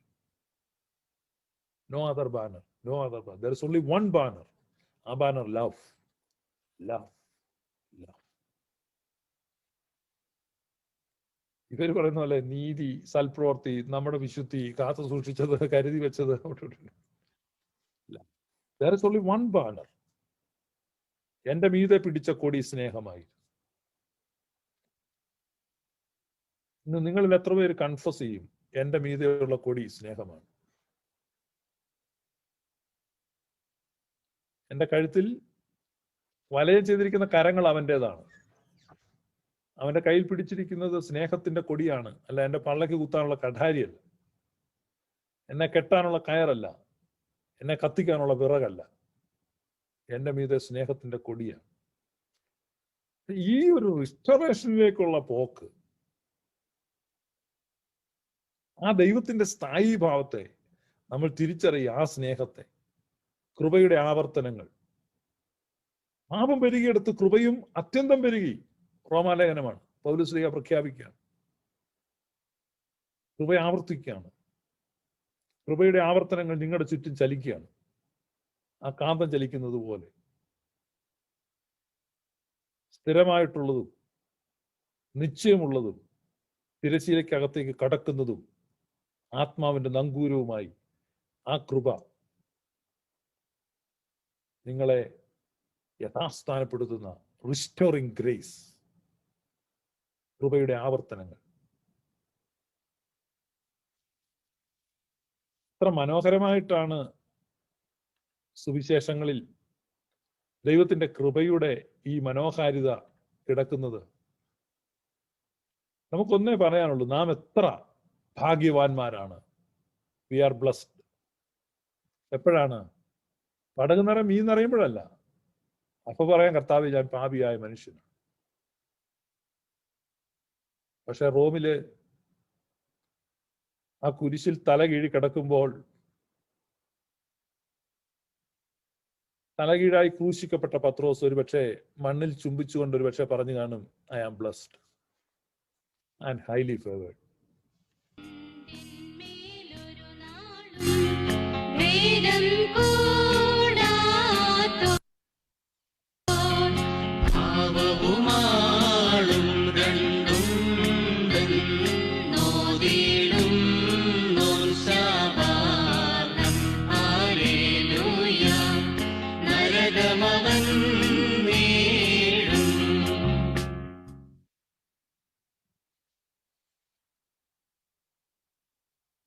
Tesubhatolaloho bamaraume allaroshlomo shaino sabrotobo labinaino so. Thank you friends for joining. ഇത് നമ്മൾ നേരത്തെ അനൗൺസ് ചെയ്തിരുന്ന പോലെ നമ്മുടെ ക്വസ്റ്റ്യൻ ആൻസർ സെഷനാണ്. ഗ്ലോറിയസ് ഗോസ്പലിനെ സംബന്ധിക്കുന്ന ചോദ്യങ്ങൾ, ഇറ്റ്സ് ആൻ ഓപ്പൺ സെഷൻ.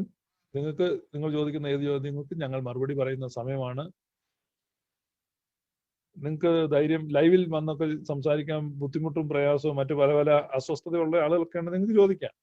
ഞങ്ങൾ മറുപടി പറയാൻ ബാധ്യസ്ഥരാണ്. So if you have any questions,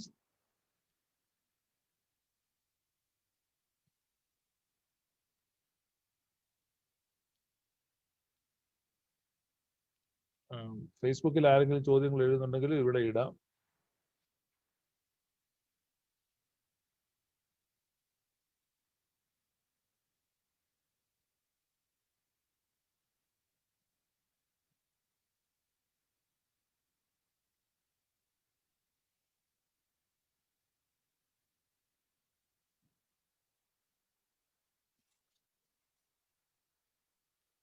നമുക്ക് അൺമ്യൂട്ട് ചെയ്യാം കേട്ടോ. അൺമ്യൂട്ട് ചെയ്ത് ചോദിക്കാം.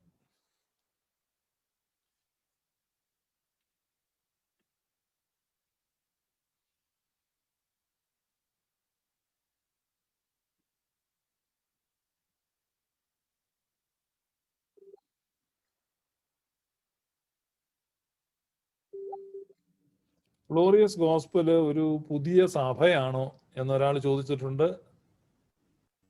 ഇത് പുതിയ സഭയല്ല, പുതിയ ഓർഗനൈസേഷൻ അല്ല, ഇതൊന്നും അല്ല. ഇതൊരു തിരിച്ചറിവാണ്. ഗ്ലോറിയസ് ഗോസ്പൽ എല്ലാ മനുഷ്യവർഗത്തിനും വേണ്ടിയുള്ള ദൈവത്തിന്റെ സുവിശേഷമാണ്. അത് തിരിച്ചറിയുക, അതാണ് അതിനോട് സബ്സ്ക്രൈബ് ചെയ്യാനുള്ള ഒരു മാർഗം. നിങ്ങളുടെ ഹൃദയങ്ങൾ തുറക്കപ്പെടുമ്പോൾ നിങ്ങൾ ബോധമണ്ഡലത്തിലേക്ക് പോവുക. അല്ലാതെ ഇവിടെ ഒരു സഭയോ സംഘടനയോ ഒന്നുമില്ല.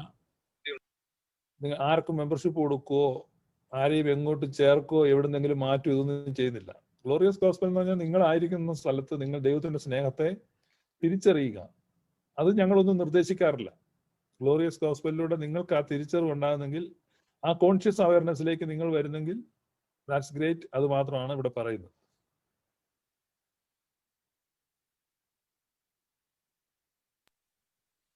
ഗ്ലോറിയസും ബൈബിളും തമ്മിലുള്ള ബന്ധം. ഒരാള് ഒരു സംശയം, ചോദിച്ചോ. ഒരു മനോജ് ജോസഫ് എന്നൊരാള് ഫേസ്ബുക്കിൽ ചോദിച്ചൊരു ചോദ്യമാണ്, ഒരു മനുഷ്യന്റെ പരമമായ ധർമ്മം എന്താണ്? ഒരു മനുഷ്യന്റെ പരമമായ ധർമ്മം, ഒരു മനുഷ്യന്റെ പരമമായ ധർമ്മമാണ് നമ്മൾ ഈ ഇന്നത്തെ സെഷനിൽ നമ്മൾ പറഞ്ഞു കഴിഞ്ഞു.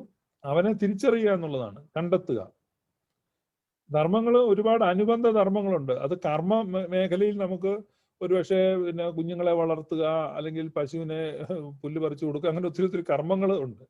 പക്ഷെ മനുഷ്യന്റെ ഏറ്റവും പരമമായ ലക്ഷ്യം അവനെ കണ്ടെത്തുക എന്നുള്ളതാണ്. കണ്ടെത്തുക, അതാണ് സത്യം. ആ കണ്ടെത്തലിലാണ് അവൻ സാക്ഷാത്കരിക്കപ്പെടുന്നത്. അതിനെ ആത്മസാക്ഷാത്കാരം എന്ന് പറയുന്ന, ആത്മസാക്ഷാത്കാരം അതിനെ പല ഭാഷയിൽ പറയും. മോക്ഷമെന്നോ ദർശനമെന്നോ അല്ലെങ്കിൽ പല പല വാക്കുകളിൽ പറയാറുണ്ട്.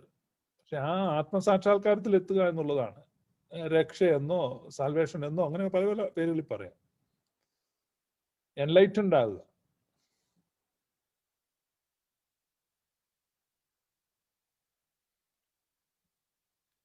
വാട്ട് ഈസ് ട്രൂ സ്പിരിച്വാലിറ്റി എന്ന് ഒരു ചോദ്യം വന്നിട്ടുണ്ട്. Chris marshal. ട്രൂ സ്പിരിച്വാലിറ്റി ആണ് നമ്മൾ പറയുന്നത്. ട്രൂ സ്പിരിച്വാലിറ്റി ആണ് പറഞ്ഞത് നമ്മൾ ആരാണ്, എന്താണ്, എവിടെയാണ്, എവിടെ നിന്നാണ്, എങ്ങോട്ടാണ് എന്നിങ്ങനെയുള്ള ചോദ്യക്കടലാസ് പൂരിപ്പിക്കുന്നവൻ ആരോ അവനാണ് ട്രൂ സ്പിരിച്വാലിറ്റി നിൽക്കുന്നത്. സിമ്പിൾ ആൻസർ ആണ്.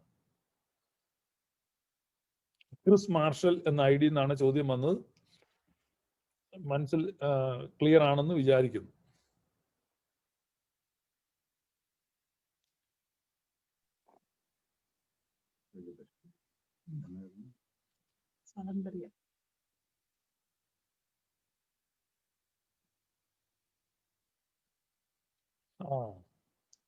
ചോദിച്ചോളൂ. ഞാൻ ഡോക്ടർ ജോർജ് ഫ്രം കോട്ടയം. എന്റെ ചോദ്യം, നമുക്ക് തീരെ സ്വാതന്ത്ര്യം, ഒരു ലിമിറ്റഡ് സ്വാതന്ത്ര്യമെങ്കിലും നമ്മുടെ ജീവിതത്തിൽ ഇല്ലയോ? ഫോർ എക്സാമ്പിൾ, നന്മ ചെയ്യാനോ അല്ലെങ്കിൽ തിന്മ ചെയ്യാനായിട്ടുള്ള ഒരു സ്വാതന്ത്ര്യം ഇല്ലയോ? ഇല്ല എങ്കിൽ ഇപ്പം ഈ നാട്ടിലൊരു റേപ്പ് നടക്കുകയാണ്. ആ റേപ്പിന്റെ ഉത്തരവാദി ദൈവമാണ് എന്ന് പറയേണ്ടിയിരിക്കുകയല്ലേ? നിശ്ചയമായിട്ടും ലിമിറ്റഡ് ആയിട്ടുള്ള ഒരു ചോയ്സുകൾ, സ്വാതന്ത്ര്യങ്ങൾ മനുഷ്യനുണ്ട്. പക്ഷെ പരമമായ ഫ്രീ വില്ല് മനുഷ്യനില്ല. അതെ, ലിമിറ്റഡ് എങ്കിലും ഉണ്ട്. അല്ലെങ്കിൽ പിന്നെ ഒരു സ്വാതന്ത്ര്യം ഇല്ല. നമ്മളിങ്ങനെ കെട്ടപ്പെട്ടിരിക്കുകയല്ല. അതെ, നമ്മളൊരു വിമാനത്തിൽ യാത്ര ചെയ്യുമ്പോൾ നമുക്ക് സ്വാതന്ത്ര്യം ഉണ്ടല്ലോ, പക്ഷെ അതിനൊരു പരിമിതി ഇല്ലേ? കറക്റ്റ്. അതുണ്ട് ലിമിറ്റഡ് ആയിട്ടുള്ള ഒരു സ്വാതന്ത്ര്യം നമ്മൾ എൻജോയ് ചെയ്യുന്നതല്ലേ. Thank you. Welcome doctor.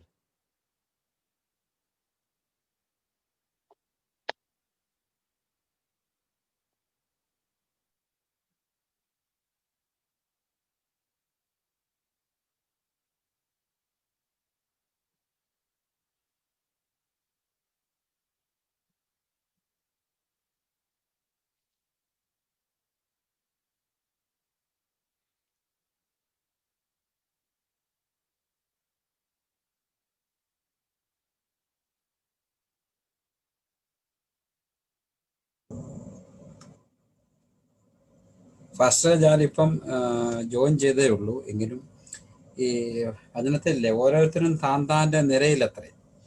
അതെ, അപ്പൊ അതിനെ ഒന്ന് വിശദീകരിക്കാമോ? ചൂടൊന്ന് എക്സ്പ്ലെയിൻ ആയിട്ട് ഞാൻ മനസ്സിലാക്കാനായിട്ടെന്തോ. ഓരോരുത്തരും താന്താന്റെ നിലയിൽ എത്ര എന്ന് പൗലോസ്ലീഹ പറയുന്നത് ഈ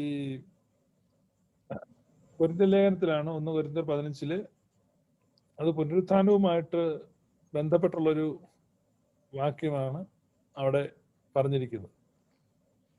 നമ്മൾ ഇന്ന് കുറിവാക്യം വായിച്ച അതേ അധ്യായം, ആ അതേ അധ്യായത്തിലാണ് അത് പറയുന്നത്.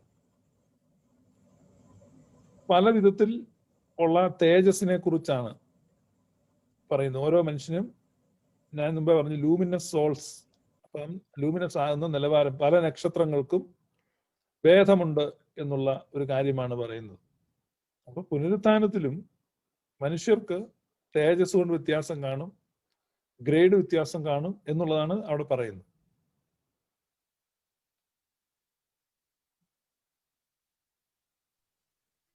ഫസ്റ്റ് ഒരു സംശയം ചോദിച്ചോട്ടെ. യാ, അതായത് ആദാം തെറ്റ് ചെയ്തില്ലായിരുന്നെങ്കിലും ക്രിസ്തു വരുമായിരുന്നു എന്ന് പറഞ്ഞല്ലോ. അങ്ങനെ ഒരു ബൈബിൾ വാക്യമുണ്ട്. ഇതല്ലാതെ സുറിയാനി സഭയുടെ പ്രാർത്ഥനകളിൽ എവിടെയെങ്കിലും ഇതിങ്ങനെ ആശയമുള്ള എന്തെങ്കിലും പ്രാർത്ഥനകൾ എന്തെങ്കിലും ഉണ്ടോ? ഞാൻ എന്റെ ശ്രദ്ധയിൽപ്പെട്ടിട്ടില്ല. കാരണം സുറിയാനി സഭയിലെ എല്ലാ പ്രാർത്ഥനയും ഒന്നും ഞാൻ പരിശോധിച്ചിട്ടില്ല. ഞാൻ എന്തെങ്കിലും പറഞ്ഞു മാത്രമേ കേട്ടിട്ടുള്ളൂ. അതുകൊണ്ടാണ് സംശയം വരാൻ കാരണം. അതെ, ഞാൻ പറഞ്ഞത് ഒരു ലോജിക്കലായിട്ടുള്ള ഒരു കാര്യമാണ്. രണ്ടാമത് ഞാൻ അതിനകത്തൊരു ബൈബിൾ വാക്യം പറഞ്ഞു. ബാക്കി എല്ലാ ടീച്ചിങ്സും പാസ്റ്റർ പറയണത് സുറിയാനി സഭയുടെ ടീച്ചിങ്സ് ആണ്. പക്ഷെ ഈ ഒരു കാര്യം ഞാൻ എന്റെ ശ്രദ്ധയിൽ പെട്ടിട്ടില്ല. ഞാനത് ശ്രദ്ധിക്കാറുള്ള ഒരാളാണ്. അതുകൊണ്ടാണ് ചോദിക്കാൻ കാരണം. വളരെ നല്ല ചോദ്യമാണ്. ഞാൻ പറഞ്ഞത്, ഞാൻ ഗ്ലോറിയസ് ഗോസ്പൽ ആണ് പറയുന്നത്. ഗ്ലോറിയസ് ഗോസ്പൽ സുറിയാനി സഭയുടെ ടീച്ചിങ് അല്ല ഞാൻ പറയുന്നത്. ഞാൻ അത് പല പ്രാവശ്യം ലൈവിൽ തന്നെ പറഞ്ഞിട്ടുണ്ട്. ഈ ഗ്ലോറിയസ് ഗോസ്പൽ എന്ന് പറഞ്ഞാൽ ട്രൂ ഗോസ്പൽ. ഞാൻ എൻ്റെ അന്വേഷണത്തിൽ ഈ സത്യസുവിശേഷം എന്താണെന്ന് മനസ്സിലാക്കിയപ്പം മറയ്ക്കപ്പെട്ടിരിക്കുന്നു, കവർ ചെയ്യപ്പെട്ടിരിക്കുകയാണ്. അപ്പോൾ നമ്മൾ ഡിസ്കവർ എന്ന് പറഞ്ഞാൽ കവർ മാറ്റുക എന്നുള്ളത്. നമ്മളിങ്ങനെ ഈ പിള്ളേർ മുട്ടായി കടലാസ് പൊളിച്ചിങ്ങനെ ഇങ്ങനെ കാഡ്ബറീസിന്റെ നീല കളറുള്ള എന്തോ അതിന് പറയുന്നത്, ഡയറി മിൽക്ക്, അതിങ്ങനെ പൊളിച്ചു കഴിയുമ്പോൾ വീണ്ടും ഗോൾഡൻ കളറിൽ ഒരു റാപ്പർ കാണും. അയ്യോടാ, ഇതാണ് എന്തൊരു ഭംഗിയാന്ന് പറയും അല്ലെ. ഗോൾഡ് കളർ കാണുമ്പോൾ പൊളിക്കാൻ തോന്നത്തില്ല, അതേ നക്കിക്കൊണ്ടിരുന്നുണ്ട്. അപ്പൊ അതും പൊളിക്കണം. ചിലപ്പം ഗോൾഡ് ആയിരിക്കും.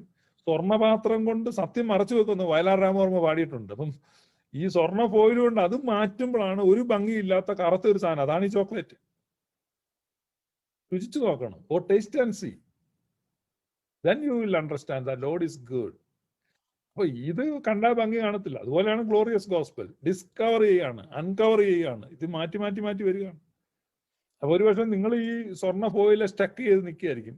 കൊള്ളാമല്ലോ, ഇതെങ്ങനെ മാറ്റുന്നത്? വേണ്ട, അവിടെ വരെ എത്താൻ പറ്റത്തുള്ളൂ. അപ്പൊ അതും മാറ്റണം.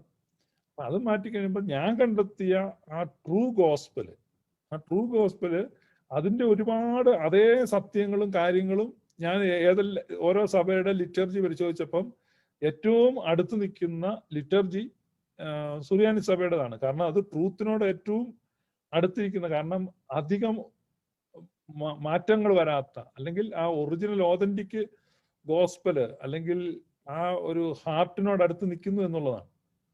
അതുകൊണ്ടാണ് സുറിയാനി സഭയിലെ പ്രാർത്ഥനകളിൽ ഈ കാര്യങ്ങളൊക്കെ ഉള്ളതൊക്കെ ഞാൻ എടുത്തു കാണിച്ചിട്ടുള്ളത്.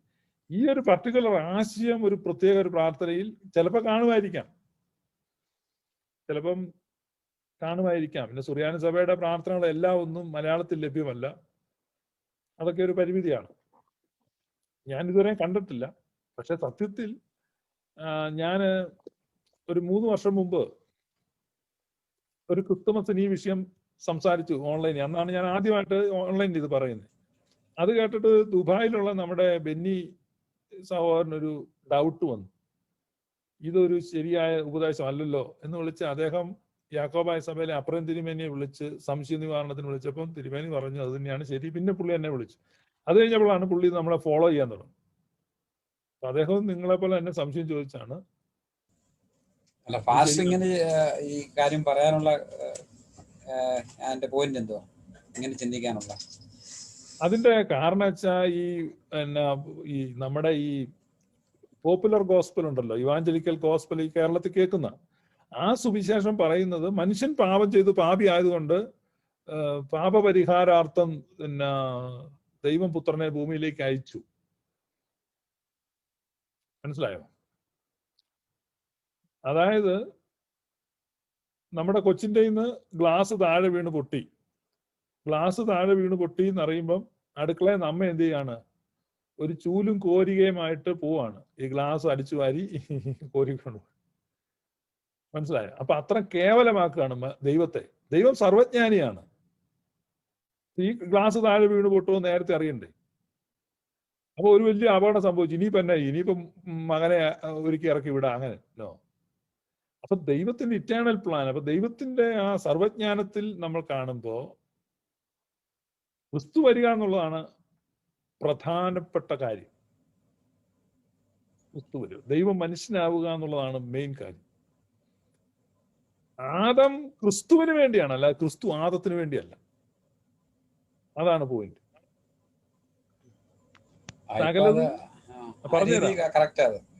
സകലതും അവന് വേണ്ടി സൃഷ്ടിക്കപ്പെട്ടു.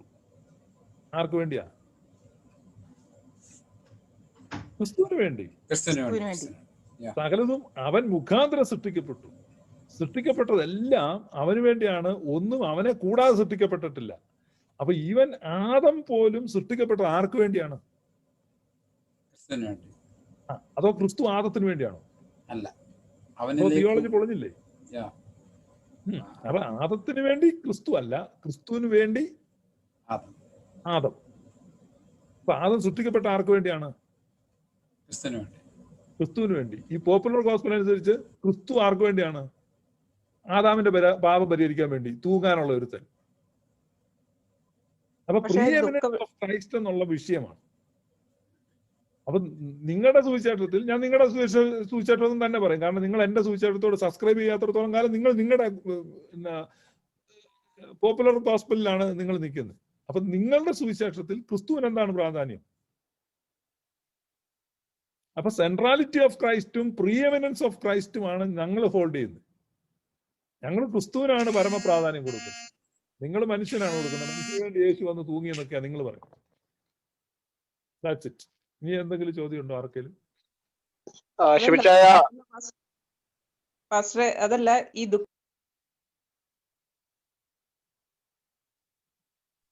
ഷിബിച്ചായ, നമ്മുടെ ഫേസ്ബുക്കിൽ ഒരു ക്വസ്റ്റ്യൻ വന്നിട്ടുണ്ട്. MK ജോൺസൺ ആണ് ക്വസ്റ്റ്യൻ ചോദിച്ചേക്കുന്നത്. ഹിന്ദു മാർഗത്തിലൂടെ സ്വർഗത്തിൽ പോകാൻ പറ്റുമെന്നാണ് ചോദ്യം. അതിനുള്ള ഉത്തരം പാസ്റ്റർ കൊടുക്കാൻ. ഹിന്ദു മാർഗം എന്ന് പറഞ്ഞൊരു മാർഗമില്ല. ഹിന്ദു മാർഗം ഈ ഭാരതീയ ദർശനങ്ങളെ കുറിച്ചാണ് ചോദിക്കുന്നതെങ്കിൽ, ഈ മഹർഷി വര്യന്മാർ എല്ലാവരും ഞാൻ ആദ്യം പറഞ്ഞ ആ ചോദ്യത്തിന്റെ ഉത്തരക്കടലാസ് പൂരിപ്പിക്കാൻ ശ്രമിച്ചവരാണ്. എന്ന് പറഞ്ഞാൽ നമുക്ക് മുട്ടുവേദന മാറാൻ വേണ്ടി പെന്തക്കോസിൽ ചേർന്ന് അങ്ങനത്തെ ഒരു ഷാലോ സ്പിരിച്വാലിറ്റി അല്ല, ട്രൂ സ്പിരിച്വാലിറ്റിയുടെ പിന്നാലെ യാത്ര ചെയ്തവരാണ് ഭാരതീയ മഹർഷിമാരെല്ലാവരും തന്നെ. അവരാരും പെണ്ണിനെ കെട്ടിക്കാനോ ജോലി കിട്ടാനോ അല്ലെങ്കിൽ സ്ഥലമാറ്റം കിട്ടാനോ മുട്ടുവേദന മാറ്റാനോ ഇങ്ങനെയുള്ള ഭൗതികമായ നേട്ടങ്ങൾക്ക് വേണ്ടി കൊട്ടുകയോ പാടുകയോ തലകുത്തി മറിയുകയോ ഒന്നും ചെയ്തവരല്ല.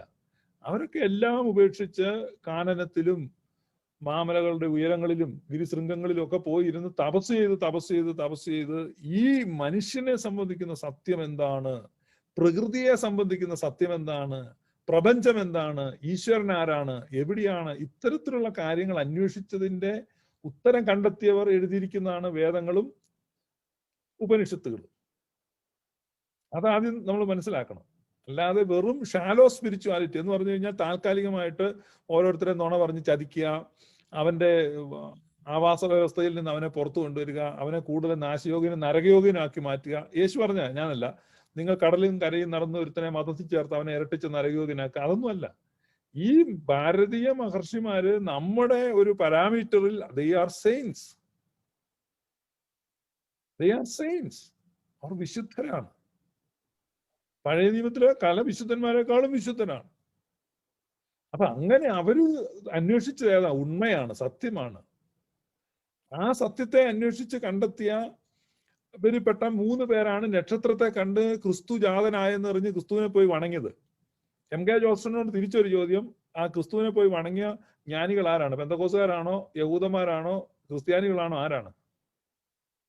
ഇവരാരുമല്ല, ഈ ഭാരതീയ മഹർഷിമാരാണ് പോയി കണ്ടു വണങ്ങിയത്. അപ്പൊ അവർക്ക് അത്രയും അകക്കണ്ണ് തുറന്നിരുന്നു, അവർക്ക് അത്രയും ജ്ഞാനമുണ്ടായിരുന്നു. അവരുടെ ജ്ഞാനത്തിൽ നിന്നുള്ള വചസ്സുകളാണ്, അതാണ് ഇവിടെ ഡിസ്കസ് ചെയ്യുന്നത്. അപ്പൊ അല്ലാതെ ഹിന്ദു മാർഗത്തിലൂടെ രക്ഷയുണ്ടോ എന്ന് ചോദിച്ചു കഴിഞ്ഞാൽ രക്ഷ എന്ന് പറയുന്നത് അറിവാണ്. അത് എം കെ ജോൺസൺ ദയവായി മനസ്സിലാക്കുക. യോഹന്നാന്റെ സുവിശേഷം 17:3 ഏകസത്യ ദൈവമായ നിന്നെയും നീ അയച്ചിരിക്കുന്ന യേശു ക്രിസ്തുവിനെയും അറിയുന്നതാണ് നിത്യജീവൻ. ആ അറിവാണ് നിത്യജീവൻ. ആ അറിവ് എല്ലാ സ്ഥലത്തും, അറിവ് ആർക്ക് കിട്ടുന്നോ അവർക്ക് ആ നിത്യജീവനിലേക്ക് എത്തിച്ചേരും. അത് സനാതന ധർമ്മത്തിലൂടെയോ അദ്വൈത ദർശനത്തിലൂടെയോ അറിവ് കിട്ടാം. ആ അറിവ്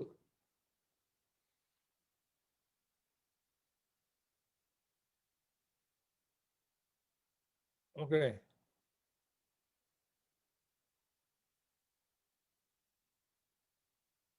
എല്ലാ ദിവസവും ആവറേജ് 35,000 പേർ ബോണഗെയിൻ ചർച്ചകളിൽ ചേരുന്നു. ഇതൊക്കെ ചുമ്മാ സായിപ്പുമാരുടെ തള്ളലുകളാണ്. ഇത്തരം നുണകളൊക്കെ ഉണ്ടാക്കുന്ന ക്ലബ്ബുകളിൽ ഞാൻ അംഗമായിരുന്നു. എന്ന് പറഞ്ഞാൽ ഇത്തരം നുണകൾ പടച്ചു വിടുന്ന സായിപ്പുമാരുമായിട്ട് ഒരു ടേബിളിന് അപ്പുറം ഇപ്പുറം ഇങ്ങനെ കാപ്പ് കുടിച്ച് ഈ തമാശ പറഞ്ഞ് ചിരിച്ചിട്ടുണ്ട്. അപ്പൊ ഇതൊക്കെ ചുമ്മാ ഒരു ദിവസം രാവിലെ ബാത്റൂമിൽ ഇരിക്കുമ്പോൾ ഇവർക്ക് മിക്കവാറും കണക്കൊക്കെ തോന്നുന്നു. ഞങ്ങൾ അതൊക്കെ പറഞ്ഞ് എന്തായാലും ചിരിച്ചിട്ടുണ്ടെന്നറിയോ? ഇതെല്ലാം അമേരിക്കയിൽ നിന്ന് പടച്ചു വിടുന്ന എന്റെ പൊന്നു സുഹൃത്തെ, നിങ്ങൾ ഇത്തരം വിഡ്ഢിത്തരൊന്നും ഇത് നേരിട്ട് കണ്ട് വിഡ്ഢിത്താന്ന് മനസ്സിലാക്കട്ടെ ഞാനത് വിട്ടത്. ഒരു ഗ്രാസും വാക്ക് ചെയ്യുന്നില്ല. നിങ്ങൾ തുള്ളിച്ചാടി തലകുത്തി പറഞ്ഞാലാണ് സാമ്പത്തികമായിട്ട് ബ്ലസ് ചെയ്യുമെന്ന് പറഞ്ഞു കഴിഞ്ഞാൽ ലോകത്ത് ഏറ്റവും ശക്തമായിട്ട് ഈ പെന്തക്കോസ്തിലുള്ള ആരാധന നടത്തുന്ന ആഫ്രിക്കയിലുള്ളവരാണ്. പാവങ്ങൾ കടന്ന് ചാടുന്ന ചാട്ടം കണ്ട ഇത്രയും ദാരിദ്ര്യം പിടിച്ച രാജ്യമില്ല.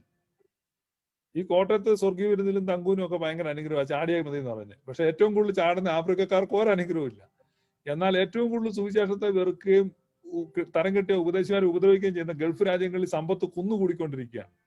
അപ്പൊ സാമ്പത്തിക അനുഗ്രഹം തലകുത്തിമറിയിലൂടെ കിട്ടും എന്നൊക്കെ പറയുന്ന ഇത്തരം കാര്യങ്ങളൊക്കെ വിശ്വസിക്കുന്ന അബദ്ധമൊക്കെ വിട്. 35,000 പേരൊന്നും ചേരുന്നില്ല. പെന്തക്കോസ്ത് പ്രസ്ഥാനം കംപ്ലീറ്റ് നശിച്ചു. സായിപ്പുമാരുടെ ഇടയിൽ നിന്ന് 40 വയസ്സിൽ താഴെയുള്ള ഒരു പെന്തക്കോസ്ത് പ്രസംഗനെ എടുത്തു കാണിക്കാമെങ്കിൽ ഞാൻ ഈ പ്രസംഗം നിർത്താം. It is an open challenge. നിങ്ങൾ പറയുന്ന ഈ പെന്തക്കോസ്തിനോട് അവർ ബൈ പറഞ്ഞു. വെള്ളക്കാരൊറ്റ ഒരാളില്ല, ഒറ്റ സിംഗിൾ പേഴ്സൺ ഇല്ല ഈ ബോസ്റ്റ് കാണിക്കാൻ. കാരണം അവർക്കിപ്പം ചാടാൻ എയറോബിക്സ് ഉണ്ടല്ലോ. എയറോബിക്സ് സെന്ററിൽ പോയാൽ മതിയല്ലോ, എക്സർസൈസ് ചെയ്യുക. അത്യാവശ്യം മ്യൂസിക് ആയിട്ട് എക്സർസൈസ് ചെയ്യാം. അത്യാവശ്യം മ്യൂസിക് കൊടുത്ത് എക്സർസൈസ് ചെയ്യിക്കുകയാണ് നിങ്ങൾ ചെയ്യുന്നത്. ആണമില്ലേ? ഇതൊക്കെ നിർത്ത്. വേറെ എന്തെങ്കിലും കാതലായ ചോദ്യം ഉണ്ടോ ചോദിക്കാം. ചാറ്റിലൊരു ചോദ്യം കിടപ്പുണ്ട് മാസ്റ്റർ. എന്താണ്? ഒരാൾ ദൈവത്തെ അന്വേഷിച്ച് പഠിച്ച് അതാണോ ലോക നന്മ ചെയ്ത് ജീവിക്കുന്നു, മറ്റൊരാൾ ഇതൊന്നും അനുസരിക്കാതെ അവനവന്റെ കാര്യം മാത്രം നോക്കി ദൈവത്തെ അന്വേഷിക്കാതെ മറ്റുള്ളവരെ ദ്രോഹിച്ച് ജീവിക്കുന്നു. പ്രവൃത്തിയുടെ അടിസ്ഥാനത്തിൽ വർക്ക് ബേസ്ഡ് ആയിട്ടല്ല ഇത് ലഭിക്കുന്നത്. ഒരാളെ അറിയുക എന്നുള്ളതാണ്, അറിവാണ്, ആ എൻലൈറ്റ്മെന്റ് ആണ്. ഒരാൾ അറിഞ്ഞു ജീവിക്കുന്നു, ഒരാൾ അറിയാതെ ജീവിക്കുന്നു. അറിഞ്ഞു ജീവിക്കുന്നവൻ എന്ത് ചെയ്യുന്നു? മുക്തിയെ പ്രാപിക്കുന്നു. ആ മുക്തിയെ പ്രാപിച്ചുകൊണ്ട് അവൻ എന്ത് ചെയ്യുന്നു? ദേഹമുക്തിയെ പ്രാപിക്കുന്നു. അത്രേ ഉള്ളൂ. വലതുഭാഗത്തെ കള്ളന്റെ അനുഭവം അതല്ലേ? അറിഞ്ഞു. വലതുഭാഗത്തെ കള്ളനും ഇടതുഭാഗത്തെ കള്ളനും ഒരുമിച്ച് പറുദീസയിലേക്കാണ് പോയത്. അല്ലാതെ വലതുഭാഗത്തെ കള്ളൻ മാത്രമല്ല പറുദീസയിൽ പോയത്. അല്ല എങ്കിലും ആ സിറ്റുവേഷനിൽ അപ്പോഴുണ്ട്. വലതുഭാഗത്തെ കള്ളന് അത് അറിയാൻ പറ്റി, അത്രേ ഉള്ളൂ. ഇടതുഭാഗത്തെ കള്ളൻ ആ സ്നേഹം അറിയാൻ പറ്റിയില്ല, അതുകൊണ്ട് അവനത് ലഭിക്കാതിരിക്കുന്നില്ല. നമ്മുടെ മതചിന്തയ്ക്ക് അത് അങ്ങോട്ട് ദഹിക്കത്തില്ല. നമ്മൾ പറയുന്നത് വലതുഭാഗത്തെ കള്ളൻ മാത്രം, മറ്റവന്റെ കാര്യം പോക്കാ. കാരണം നമ്മൾ ശിക്ഷാവിധി കിടക്കുന്നവരാണ്.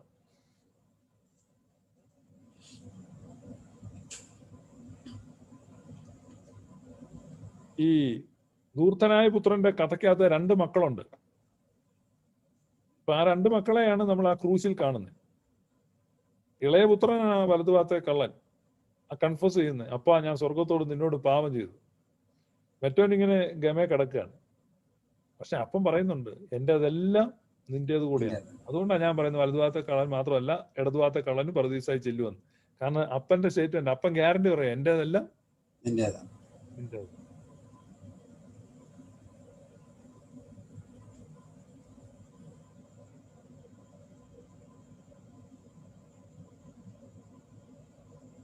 ഇനി ആർക്കെങ്കിലും ചോദ്യം ഉണ്ടെങ്കിൽ ഹാൻഡ് റൈസ് ചെയ്തിട്ട് ചോദിക്കാം. മൈക്ക് അൺമ്യൂട്ട് ആക്കിയിട്ട് ചോദിക്കാം.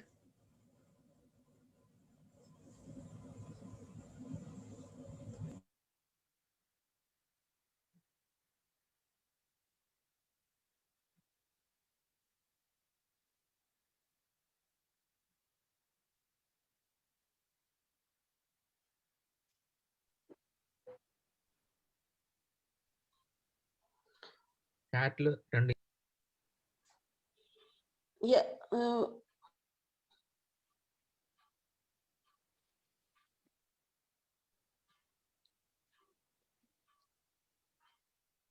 ബീന ജോൺ സിസ്റ്റർ ചോദിച്ചോളൂ. there is one question coming in the chat box. Can I ask after that question? Mr. Rajiv Min is saying, asking some question.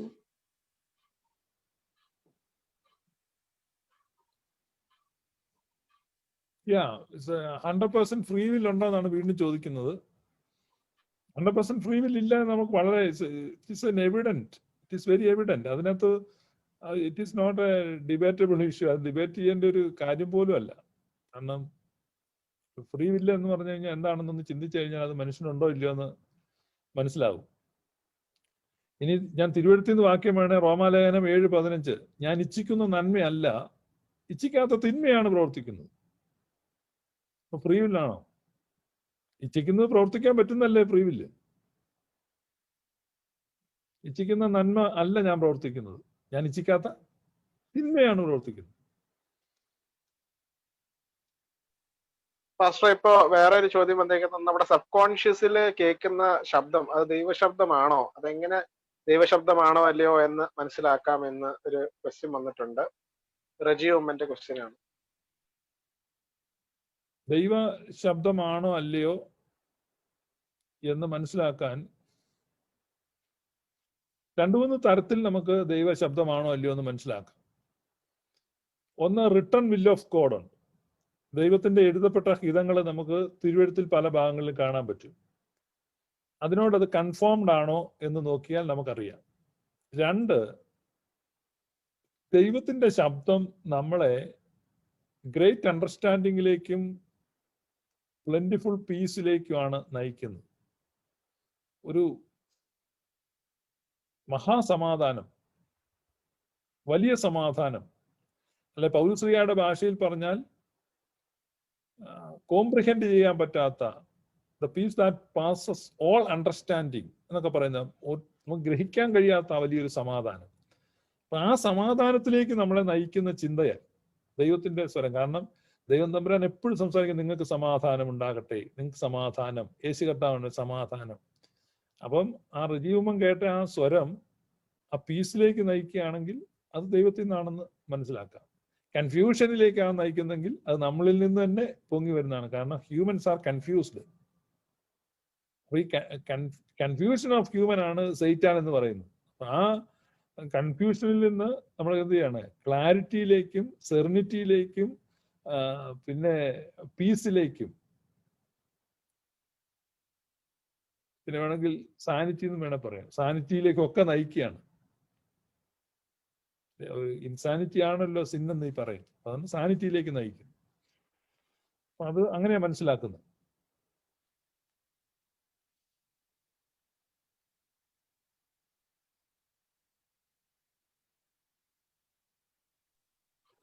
Pastor, you said that the thief on the right side and the left side will both enter paradise.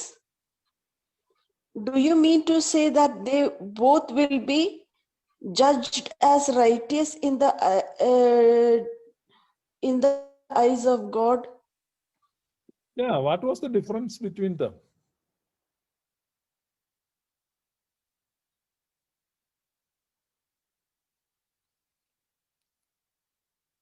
What was the difference between them?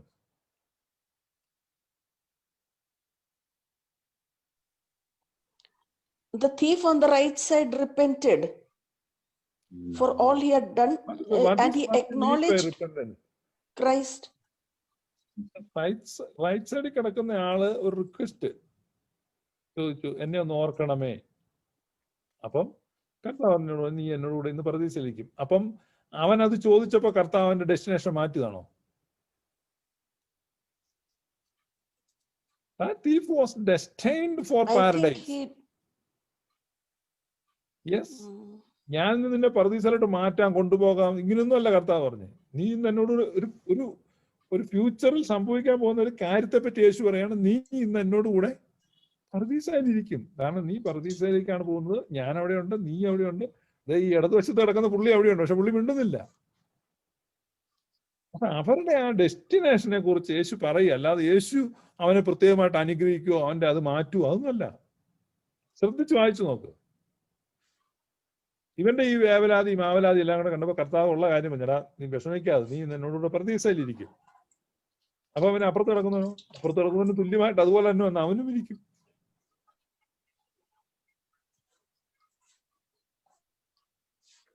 മനസ്സിലായി? ഉൾക്കൊള്ളാൻ ബുദ്ധിമുട്ടല്ലേ?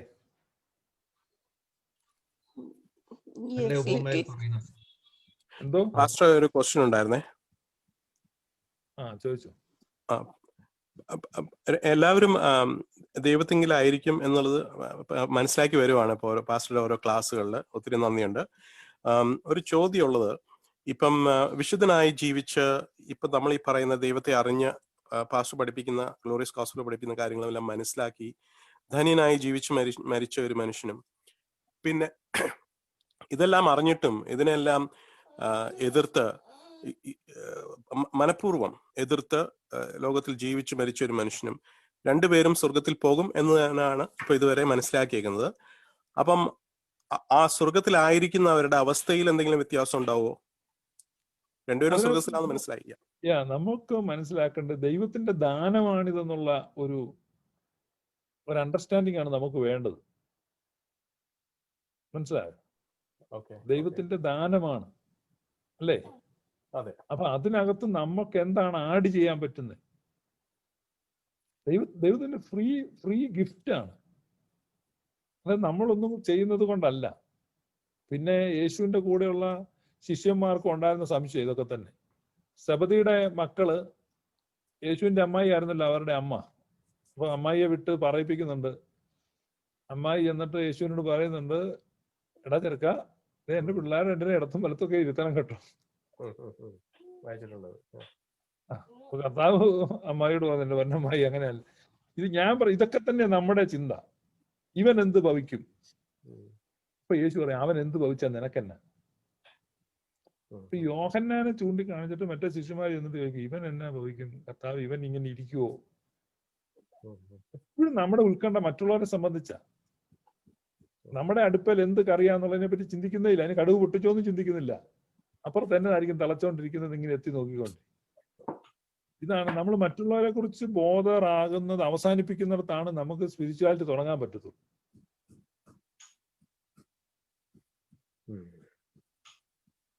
മനസ്സിലായോ ഞാൻ പറഞ്ഞേ? അവൻ നിൽക്കുന്നതോ വീഴുന്നതോ അവന്റെ യജമാനൻ അത്രേ. പൗലുസ്ലിയ റോമാലേഖനത്തിൽ പറയാണ്, അവൻ നിൽക്കട്ടെ, അവൻ വീഴട്ടെ, എന്ത് സംഭവിക്കട്ടെ, അത് അവന്റെ യജമാനൻ നോക്കും. നമ്മുടെ ബോബി അച്ഛൻ ക്ലാസ് എടുത്തപ്പം പറഞ്ഞല്ലോ, ഈ കള പറിക്കട്ടെ എന്ന് പോയി ചോദിക്കുന്നു. കൃഷിക്കാരൻ പറയുന്നത് വേണ്ട, അവിടെ നിന്നോട്ടെ.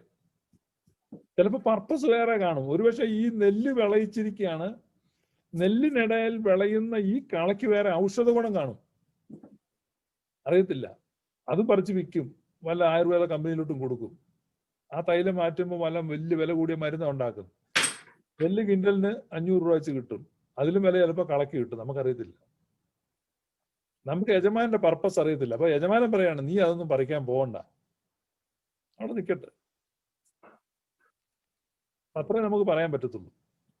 പക്ഷെ ബൈബിൾ വാക്യങ്ങൾ 100 വാക്യങ്ങളുടെ അടിസ്ഥാനത്തിൽ നമ്മൾ കൃത്യമായിട്ട് പറഞ്ഞു കഴിഞ്ഞ് ദൈവം ആരാണ്, ദൈവത്തിന്റെ ഹാർട്ട് എന്താണ്, ദൈവത്തിന്റെ സ്നേഹം എന്താണ്, ദൈവത്തിന്റെ പദ്ധതി എന്താണ്, അതിന്റെ എല്ലാം അടിസ്ഥാനത്തിൽ നോക്കുമ്പോൾ ടോട്ടൽ റിസ്റ്ററേഷൻ സംഭവിക്കും എന്ന് മാത്രമേ നമുക്ക് മനസ്സിലാക്കാൻ പറ്റത്തുള്ളൂ.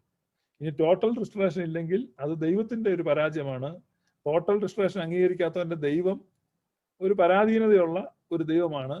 ഞാനിപ്പം അതേക്കുറിച്ച് വായിക്കാം. ഇപ്പം ഒരു വ്യക്തി ഒരു പോസ്റ്റ് ഇട്ടിരിക്കുകയാണ്, ഒരു നിരീശ്വരവാദിയാണ്. അപ്പൊ പുള്ളി ഇട്ടിരിക്കുന്നത്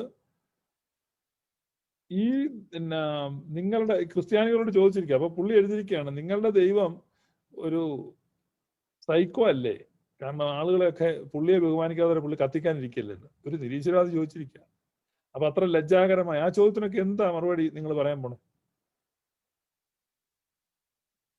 ചെറിയൊരു കാര്യത്തിന് ഏറ്റു പറഞ്ഞില്ല അല്ലെങ്കിൽ പുകഴ്ത്തിയില്ല എന്നൊക്കെ പറഞ്ഞ് കത്തിക്കുമെന്നൊക്കെ പറയുന്നത്. അപ്പൊ എങ്ങനെയാണെന്ന് നിങ്ങൾ വിശ്വസിക്കുന്നുണ്ടോ ആ ഒരു ദൈവത്തിൽ? അപ്പൊ ഇത്തരത്തിൽ പൊതുസമൂഹത്തിൽ നിന്ന് ചോദ്യങ്ങൾ വരികയാണ്. അപ്പൊ ട്രൂ ഗോസ്പൽ മറച്ചു വെച്ചപ്പോ സഭ കൊടുക്കേണ്ടി വന്ന വിലയാണ് യൂറോപ്പ് നിരീശ്വരവാദത്തിന്റെ കളിത്തൊട്ടിലായി മാറിയത്. അത് തന്നെ കേരളത്തിൽ സംഭവിക്കണോ? കേരളത്തിൽ ചിന്തിച്ചവർ എത്രയോ ക്രൈസ്തവർ വിശ്വാസം വിട്ടുപോയി.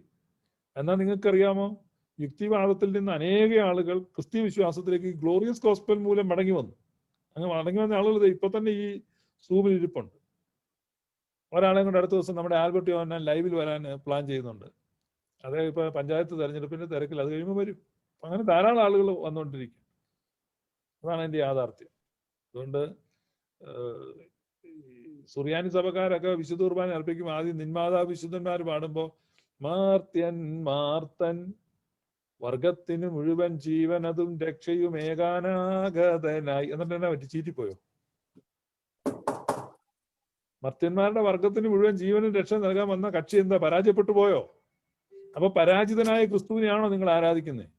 ജയാളിയായ ക്രിസ്തുവിനല്ലേ? Christ the victor, victorious Christ അല്ലേ? ആണോ? തോറ്റ ക്രിസ്തുവിനെയാണോ? ഞാൻ ജയിച്ച ക്രിസ്തുവിനെ ആരാധിക്കുന്നവർ. ഞങ്ങൾ ഗ്ലോറിയസ് ഗോസ്പൽ വിശ്വസിക്കുന്നവരെല്ലാം ജയിച്ച ക്രിസ്തുവിനെയാണ് ആരാധിക്കുന്നത്.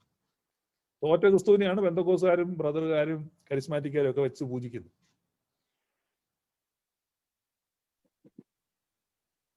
പാസ്റ്റർ, അടിപൊളി എക്സ്പ്ലനേഷൻ ആയിരുന്നു. ഒരു ക്വസ്റ്റ്യനും കൂടെ നമ്മുടെ ഫേസ്ബുക്കിൽ വന്നിട്ടുണ്ട്. ആൻഷോ കുര്യനാണ് ചോദിച്ചേക്കുന്നത്. അദ്ദേഹം ചോദിക്കുന്നത്, നരകമില്ല എങ്കിൽ ഇത്രയും കഷ്ടപ്പെട്ട് ഈ സുവിശേഷമൊക്കെ ലോകമെമ്പാടും അറിയിച്ച് രക്തസാക്ഷികളായ സഹോദരന്മാരും അതേപോലെ അപ്പോസ്തലന്മാരും അപ്പൊ എന്തിനു വേണ്ടിയിട്ടാണ് നരകമില്ല, എല്ലാവരും രക്ഷിക്കപ്പെടുമെങ്കിൽ എന്തിനാണ് ജീവൻ കൊടുത്തതെന്ന് ചോദിക്കുന്നു. അപ്പൊ അതിനുള്ള വിശ്വസിക്കുകയും പ്രസംഗിക്കുകയും ചെയ്യുന്ന പെന്തക്കോസുകാരിൽ നിന്ന് ഇതുവരെ ഒരു രക്തസാക്ഷി ഉണ്ടായില്ലല്ലോ, അതെന്താന്ന് തിരിച്ചു ചോദിക്കും. ഓക്കെ, നരകം ഉണ്ടെന്ന് പറയാനല്ല, ദൈവം സ്നേഹമാകുന്നു, ദൈവം ത്രിയേകനാകുന്നു എന്ന് പറഞ്ഞതിനാണ് സഹോദരന്മാരെ ഉണ്ടായത്. ഇവര് പറയുന്ന ഈ വിജാതീയ നരകക്കഥ പറഞ്ഞുകൊണ്ടിരുന്നത് ആരെയും കൊല്ലത്തില്ലായിരുന്നു.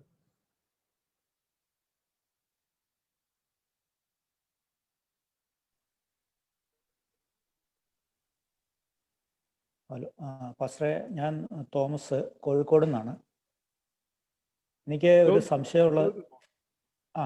സംശയമുള്ളത്, ഞാൻ കത്തോലിക്ക സഭ വിശ്വാസിയാണ്. പാസ്റ്ററുടെ പ്രസംഗങ്ങളും യൂട്യൂബിലെ വീഡിയോകളൊക്കെ ഞാൻ കാണാറുണ്ട്.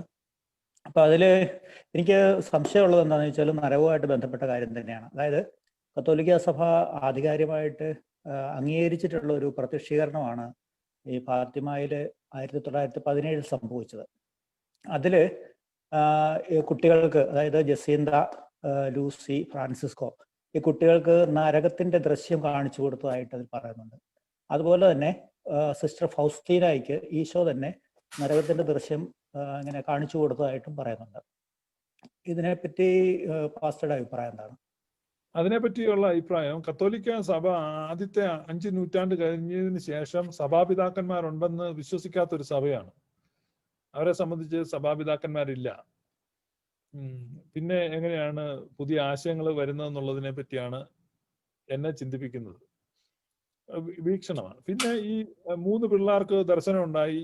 3 പിള്ളേർക്കുണ്ടായ ദർശനത്തിന്റെ അടിസ്ഥാനത്തിൽ ആണോ ഉപദേശം ഉണ്ടാക്കുന്നത്? അപ്പൊ അവരുടെ ദർശനമാണോ ഉപദേശത്തിന്റെ അടിസ്ഥാനം? ഞാൻ ഈ ഫൗസ്റ്റീന അവരുടെ ദർശനങ്ങളിലൊന്നും ഞാൻ വലിയ കാര്യം കാണുന്നില്ല. അവർക്ക് ദർശനം ഉണ്ടായി, അവർക്ക് നരകം കണ്ടു, അത്രയല്ലേ ഉള്ളൂ. അതിനേക്കാൾ വലിയ വിഷയമല്ലേ ദൈവത്തിന്റെ പുത്രനെ ക്രൂശിച്ചിട്ട് ഒരു വാക്ക് പോലും ഉരിയാടാത്ത ദൈവം എന്തെങ്കിലും ഉണ്ട് അന്നേരം ചെയ്യണ്ടായിരുന്നോ? ചുമ്മാ എടുത്ത് ചിന്തിച്ചാൽ മതി. അപ്പൊ ദൈവം എന്തിനാണ് കുരിശിൽ മരിക്കുന്നത്? കാരണം ദൈവത്തെക്കുറിച്ചുള്ള ഭയം, അനാവശ്യ ഭീതി, ദൈവത്തെക്കുറിച്ചുള്ള തെറ്റിദ്ധാരണ, ഇതെല്ലാം മാറ്റാനാണ് ക്രിസ്തു കുരിശിൽ മരിച്ചത്. നോക്കൂ, ഞാൻ നിങ്ങളെ എത്ര സ്നേഹിക്കുന്നു, നിങ്ങൾ വിചാരിക്കുന്ന ആളല്ല ഞാൻ. ഇത് മനസ്സിലാക്കിക്കാനാണ് ക്രിസ്തു കുരിശിൽ മരിച്ചത്. ഈ ദൈവത്തെക്കുറിച്ചുള്ള തെറ്റിദ്ധാരണ നമ്മുടെ മനുഷ്യന്റെ മനസ്സിലുള്ള അതാണ് പാപം. അതാണ് ദൈവത്തെയും നമ്മയും തമ്മിൽ ഭിന്നിപ്പിക്കുന്നത്. അപ്പൊ ദൈവത്തെയും നമ്മയും തമ്മിൽ ഭിന്നിപ്പിക്കുന്ന തെറ്റിദ്ധാരണ മാറ്റുമ്പോൾ അതാണ് പാപം മാറുക എന്ന് പറഞ്ഞാൽ. അതാണ് നമ്മുടെ പാപ പരിഹാരത്തിന് ക്രിസ്തു കുരിശിൽ മരിച്ചു എന്നുള്ളതിന്റെ അർത്ഥം. ദൈവത്തിന് നമ്മോട് ശത്രുതയില്ല, നമുക്ക് ദൈവത്തോടാണ് ശത്രുതയുള്ളത്. ദൈവത്തിന് നമ്മെ അറിയാകുകയില്ല. നമ്മുടെ inside out, in and out മുഴുവൻ അറിയാവുന്ന ആളാ ദൈവം. സകലവും അവന്റെ കൺമുൻപിൽ നഗ്നവും മലർന്നതുമായി കിടക്കുന്നു. അവൻ ഹൃദയങ്ങളെയും ഉൾപ്പൂവുകളെയും ആരായുന്നു. അന്തരിന്ദ്രിയത്തിലെ ചിന്തകളെ അവൻ വിവേചിച്ചറിയുന്നു. അപ്പൊ 10,000 കോടി സൂര്യനേക്കാൾ പ്രകാശമുള്ള കണ്ണുകളോടുകൂടെ നമ്മളെ കാണുന്ന ദൈവത്തിന് നമ്മെ അറിയാം. നമുക്ക് ദൈവത്തെ അറിയത്തില്ല. ദൈവത്തിന് നമ്മോട് ശത്രുതയില്ല. നാം പൊടിയെന്ന് അവൻ ഓർക്കുന്നു. അവൻ നമ്മോട് കരുണ കാണിക്കുന്നു. നമ്മുടെ പ്രകൃതം അവൻ അറിയുന്നു. 103 സങ്കീർത്തനമാണ്.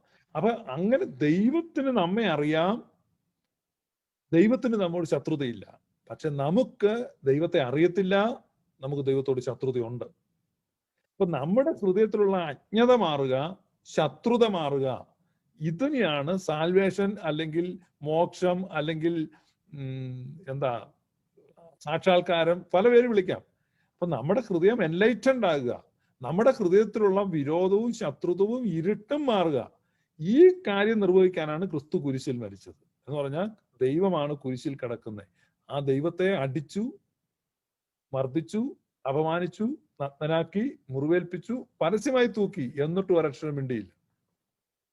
How much I love you. ആ ദൈവസ്നേഹത്തെ തിരിച്ചറിയുമ്പോൾ നമ്മുടെ ഹൃദയത്തിൽ നിന്ന് ഈ പാപം മാറും. ഇതാണ് ട്രൂ ഗോസ്പൽ.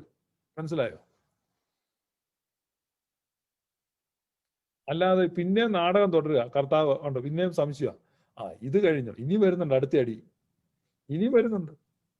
ദൈവം മനുഷ്യനായിട്ട് യുദ്ധം ചെയ്യാൻ ആരാ? നാം പൊടിയെന്ന് അവൻ ഓർക്കുന്നു. നമ്മൾ കേവലം സൃഷ്ടികളാണ്. നമ്മോട് ഒരിക്കലും ദൈവം യുദ്ധം ചെയ്യത്തില്ല. നമ്മെ സ്നേഹിക്കുകയാണ്.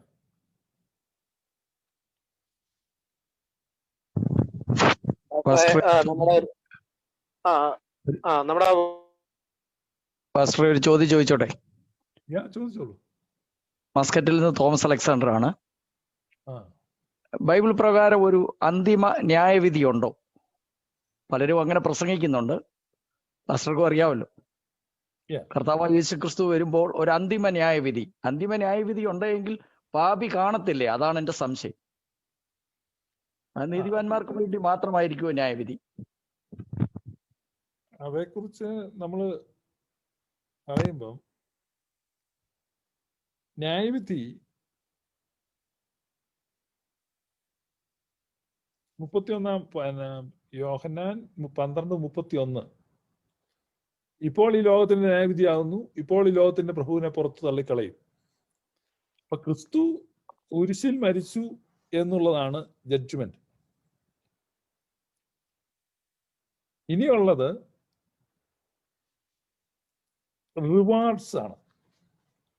പ്രതിഫലം അവന്റെ പക്കലും കൂലി അവന്റെ കയ്യിലുമുണ്ട്. കൂലി അവന്റെ കയ്യിലും പ്രതിഫലം അവന്റെ പക്കലുമുണ്ട്. അപ്പൊ അവൻ എന്ത് ചെയ്യുന്നു? ആളുകൾക്ക് പ്രതിഫലം കൊടുക്കുന്നു.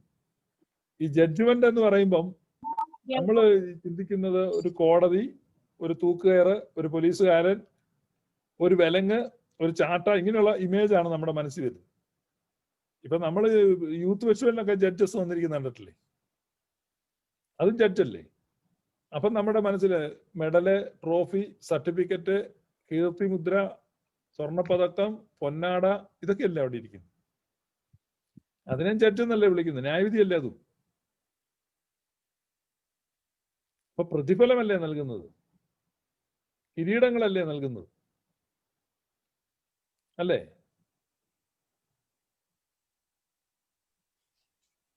അവസാനം from last two the first 11 മണി നേരത്ത് വന്നവനും ഒക്കെ എന്ത് ചെയ്യാണ്? പ്രതിഫലം കൊടുക്കല്ലേ? അതാണ് സംഭവിക്കുന്നത്. അല്ല ആരെയും ശിക്ഷിച്ചിട്ട് എന്താണ് പ്രയോജനം ദൈവത്തിന്? അതിന് ഉത്തരം പറയണം. അപ്പോഴേ നിങ്ങളുടെ സംശയത്തിന് ഉത്തരവാകത്തുള്ളൂ. ഇപ്പൊ ഇവിടെയുള്ള ഒരാളെ പിടിച്ച് തീക്കകത്തിട്ട് ഇങ്ങനെ വറുത്തോണ്ടിരുന്നാൽ ദൈവത്തിന് എന്താ മനസ്സുഖം കിട്ടുമോ? എന്തിനാണ് ദൈവം അങ്ങനെ ചെയ്യുന്നത്?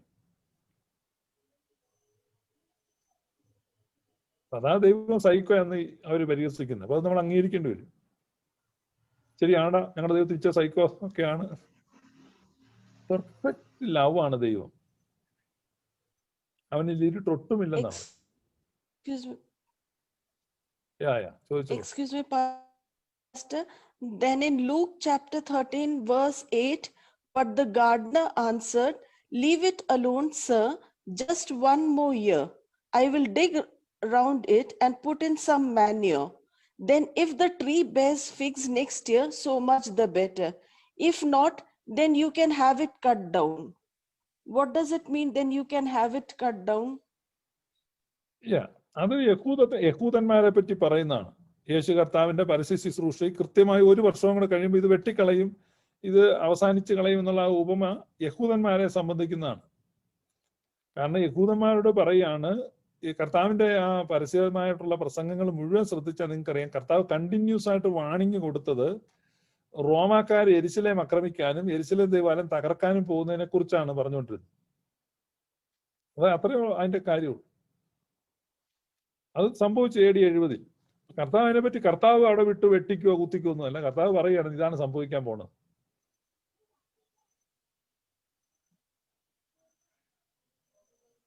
പാസ്റ്ററെ, നമ്മുടെ ഒരു വാച്ച് പാർട്ടിയിൽ ഒരു ക്വസ്റ്റ്യൻ വന്നിട്ടുണ്ട്. ബ്രദർ സിജോയാണ് ചോദിച്ചേക്കുന്നത്. ഇതൊരു ഡൗട്ട് അല്ല, ഒരു ചോദ്യമാണ് പാസ്റ്ററോടുള്ള. അദ്ദേഹം ഒരു കാത്തലിക് വിശ്വാസിയാണ്. അപ്പൊ പലപ്പോഴും പാസ്റ്റർ പെന്തക്കോസ്തുകാരെയും കരിസ്മാറ്റുകാരെയും കുറിച്ച് സംസാരിക്കുമ്പോൾ രൂക്ഷമായ ഭാഷ ഉപയോഗിക്കുന്നു. അപ്പൊ ഒരു ആത്മീയന് അത് ചേരുന്നതാണോ? കുറച്ച് മിതമാക്കിക്കൂടെ എന്നാണ് അദ്ദേഹത്തിന്റെ ചോദ്യം. മിതമാക്കാൻ പ്രയാസമൊന്നുമില്ല. കാരണം എനിക്ക് അങ്ങനെ അവരുടെ ഹൃദയത്തിൽ വിരോധമോ വെറുപ്പോ ഒന്നുമില്ല. പർപ്പസ്ലി ആ രൂക്ഷമായ ഭാഷ കാരണം നിങ്ങൾ ശ്രദ്ധിക്കാൻ വേണ്ടിയാണ്, അല്ല നിങ്ങൾ ശ്രദ്ധിക്കുന്നില്ലല്ലോ. ഞാനിവിടെ ഇരുന്ന് കുഞ്ഞാടുകളെ നിങ്ങൾ തെറ്റിപ്പോകുന്നു എന്ന് പറഞ്ഞു കഴിഞ്ഞാൽ ആരും ശ്രദ്ധിക്കില്ല. അതുകൊണ്ടാണ് പെന്തക്കോസ്തുകാരെ അലവലാതി നീ പറയുന്നത് ശരിയല്ല എന്ന് പറയുന്നത്. ഇത് രണ്ടും എനിക്കൊരു മൂഡ് സ്വിങ്ങും ഇല്ല, അതിനകത്ത് യാതൊരു തരത്തിലുള്ള വിരോധവും ഇല്ല. പണ്ടൊരു കെട്ടിടത്തിന്റെ മുകളിൽ ഒരു ആശാരി ഇരുന്ന് പട്ടി അടിക്കായിരുന്നു. അപ്പൊ താഴെ ഒരുത്തൻ്റെ പണിയുന്നുണ്ട്. അപ്പം ആശാരിക്ക് ഇച്ചിരി വെള്ളം വേണം. ആശാരി മുകളിൽ നിന്ന് ഒരു 25 പൈസ എടുത്ത് ഇവന്റെ തലയിലോട്ട് ഇട്ടു. അപ്പൊ ഈ താഴെ ഇരുന്ന 25 പൈസ വന്ന് വീണപ്പോൾ അവനടുത്ത് പോക്കറ്റ് ഇട്ടിട്ട് പിന്നെ ഇങ്ങനെ താഴെ ഇരിക്കുന്ന ആശാരി ഇങ്ങനെ ഇത് ചീന്തരിട്ടോണ്ടിരിക്കും. കുറച്ച് കഴിഞ്ഞ് മുകളിൽ ഇരിക്കുന്ന ആശാരി ഒരു 50 പൈസ എടുത്ത് താഴോട്ടിട്ടു. ഈ 50 പൈസയും താഴെ ഇരിക്കുന്ന ആശാരി എടുത്ത് പോക്കറ്റ് ഇട്ടു പിന്നെ ഇങ്ങനെ ചീന്തരിച്ചു. കുറച്ച് കഴിഞ്ഞ് ലാസ്റ്റ് ആടെ ഒരു വെള്ളി രൂപ ഉണ്ടായിരുന്നു, 1 രൂപയുടെ ഒരു കോയിൻ. അതെടുത്ത് ഇങ്ങനെ താഴോട്ടിട്ടു. ഇവൻ മുകളിലോട്ട് നോക്കുമ്പോൾ വെള്ളം തരാൻ പറയാനാ. അപ്പൊ അവൻ അതും എടുത്ത് പോക്കറ്റ് ഇട്ടു. കുറച്ച് കഴിഞ്ഞ് പിന്നെ ആശാരിയുടെ കോയിനൊന്നുമില്ല. ആശാരി എന്താ വെച്ച് കഴിഞ്ഞാൽ ചെറിയൊരു പട്ടിക കഷ്ണം മുകളിൽ ഒരു മുറിച്ചെടുത്തിട്ട് അത് അവന്റെ തലയിലോട്ട് ഇട്ടപ്പം പെട്ടെന്ന് മുകളിലോട്ട് ഇങ്ങനെ നോക്കി, എന്നാ വെച്ച് വെള്ളം കൊണ്ടുതരാം എന്ന് പറഞ്ഞു കഴിഞ്ഞാൽ നമ്മൾ ഈ മര്യാദയ്ക്ക് ഇവരോടൊന്ന് പറഞ്ഞ ഇവർ ശ്രദ്ധിക്കത്തില്ല. അതുകൊണ്ടാണ്, അല്ലാതെ അവരോട് നിങ്ങളോട് വിരോധമൊന്നുമില്ല. നിങ്ങളുടെ അണ്ടർസ്റ്റാൻഡിങ് തെറ്റാണ്. അത് കാതലായി കൃത്യമായി ഞങ്ങൾ പറയുന്നു, ഇന്ന കാരണങ്ങളാൽ അത് തെറ്റാണ്, അത് തെറ്റായ ബോധ്യമാണ് ആളുകൾക്ക് കൊടുക്കുന്നത്. ഇത് ക്രിസ്ത്യാനിത്വത്തിന് അപമാനവും അപകടകരവുമാണ്. ലോജിക്കലായിട്ടും ഹിസ്റ്റോറിക്കലായിട്ടും നമ്മൾ തെളിവോടെയാ സംസാരിക്കുന്നത്. നിങ്ങൾ ഈ അബദ്ധം പറഞ്ഞിടത്തൊന്നും ക്രിസ്ത്യാനിത്വം നിലനിന്നിട്ടില്ല. അതുകൊണ്ട് ഇനി നിങ്ങൾ ട്രൂ സ്പിരിച്വാലിറ്റി സംസാരിക്കാൻ തുടങ്ങണം. പെന്തക്കോസ്തുകാർക്കും ആവാം, കരിസ്മാറ്റിക്കാർക്കും ആകാം. കരിസ്മാറ്റിക്കാർക്ക് എന്താ, നിങ്ങൾ ദൈവസ്നേഹമൊക്കെ പറയുന്നുണ്ട്, പക്ഷെ പറഞ്ഞു വന്നിട്ട് കൊളുത്തുവായിക്ക് വരുമ്പോൾ പൊന്നില്ല എന്ന് പറഞ്ഞ പോലെ അടിപൊളി മാലയാണ് പണിത്, പക്ഷെ അതാനും കൊളുത്തു വെക്കാൻ പൊന്നില്ല. കരിസ്മാറ്റിക്കാർക്ക് പറ്റിയതാണ്.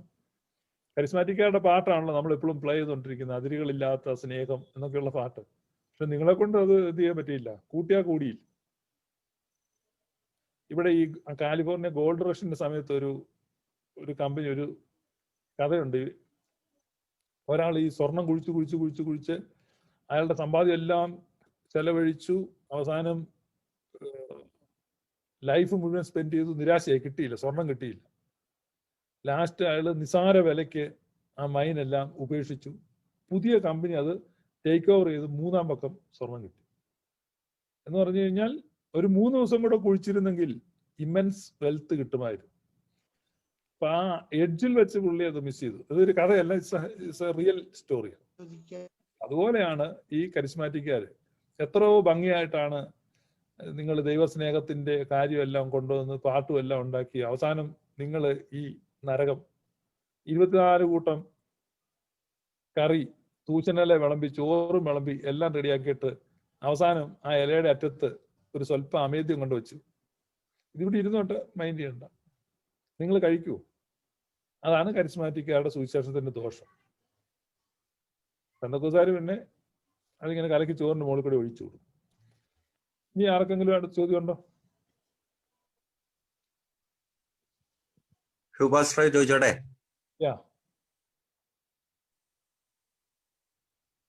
ഷൂപാസ്ട്ര, ഈ സാത്താന്റെ റോൾ എന്താണ്? സാത്താന്റെ റോളോ?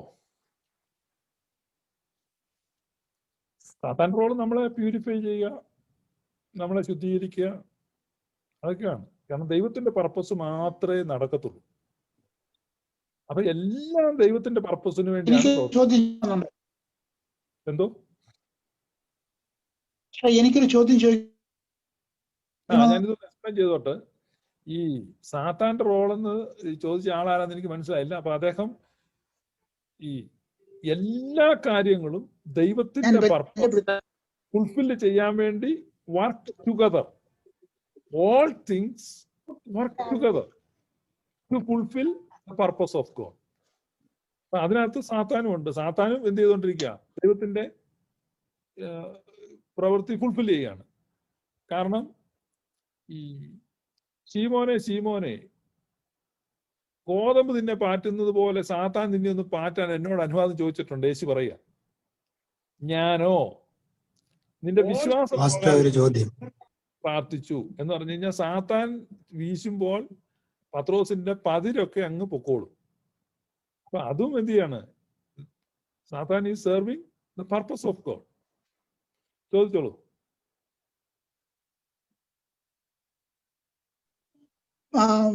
പാസ്റ്റർക്ക് എന്റെ വന്ദനം.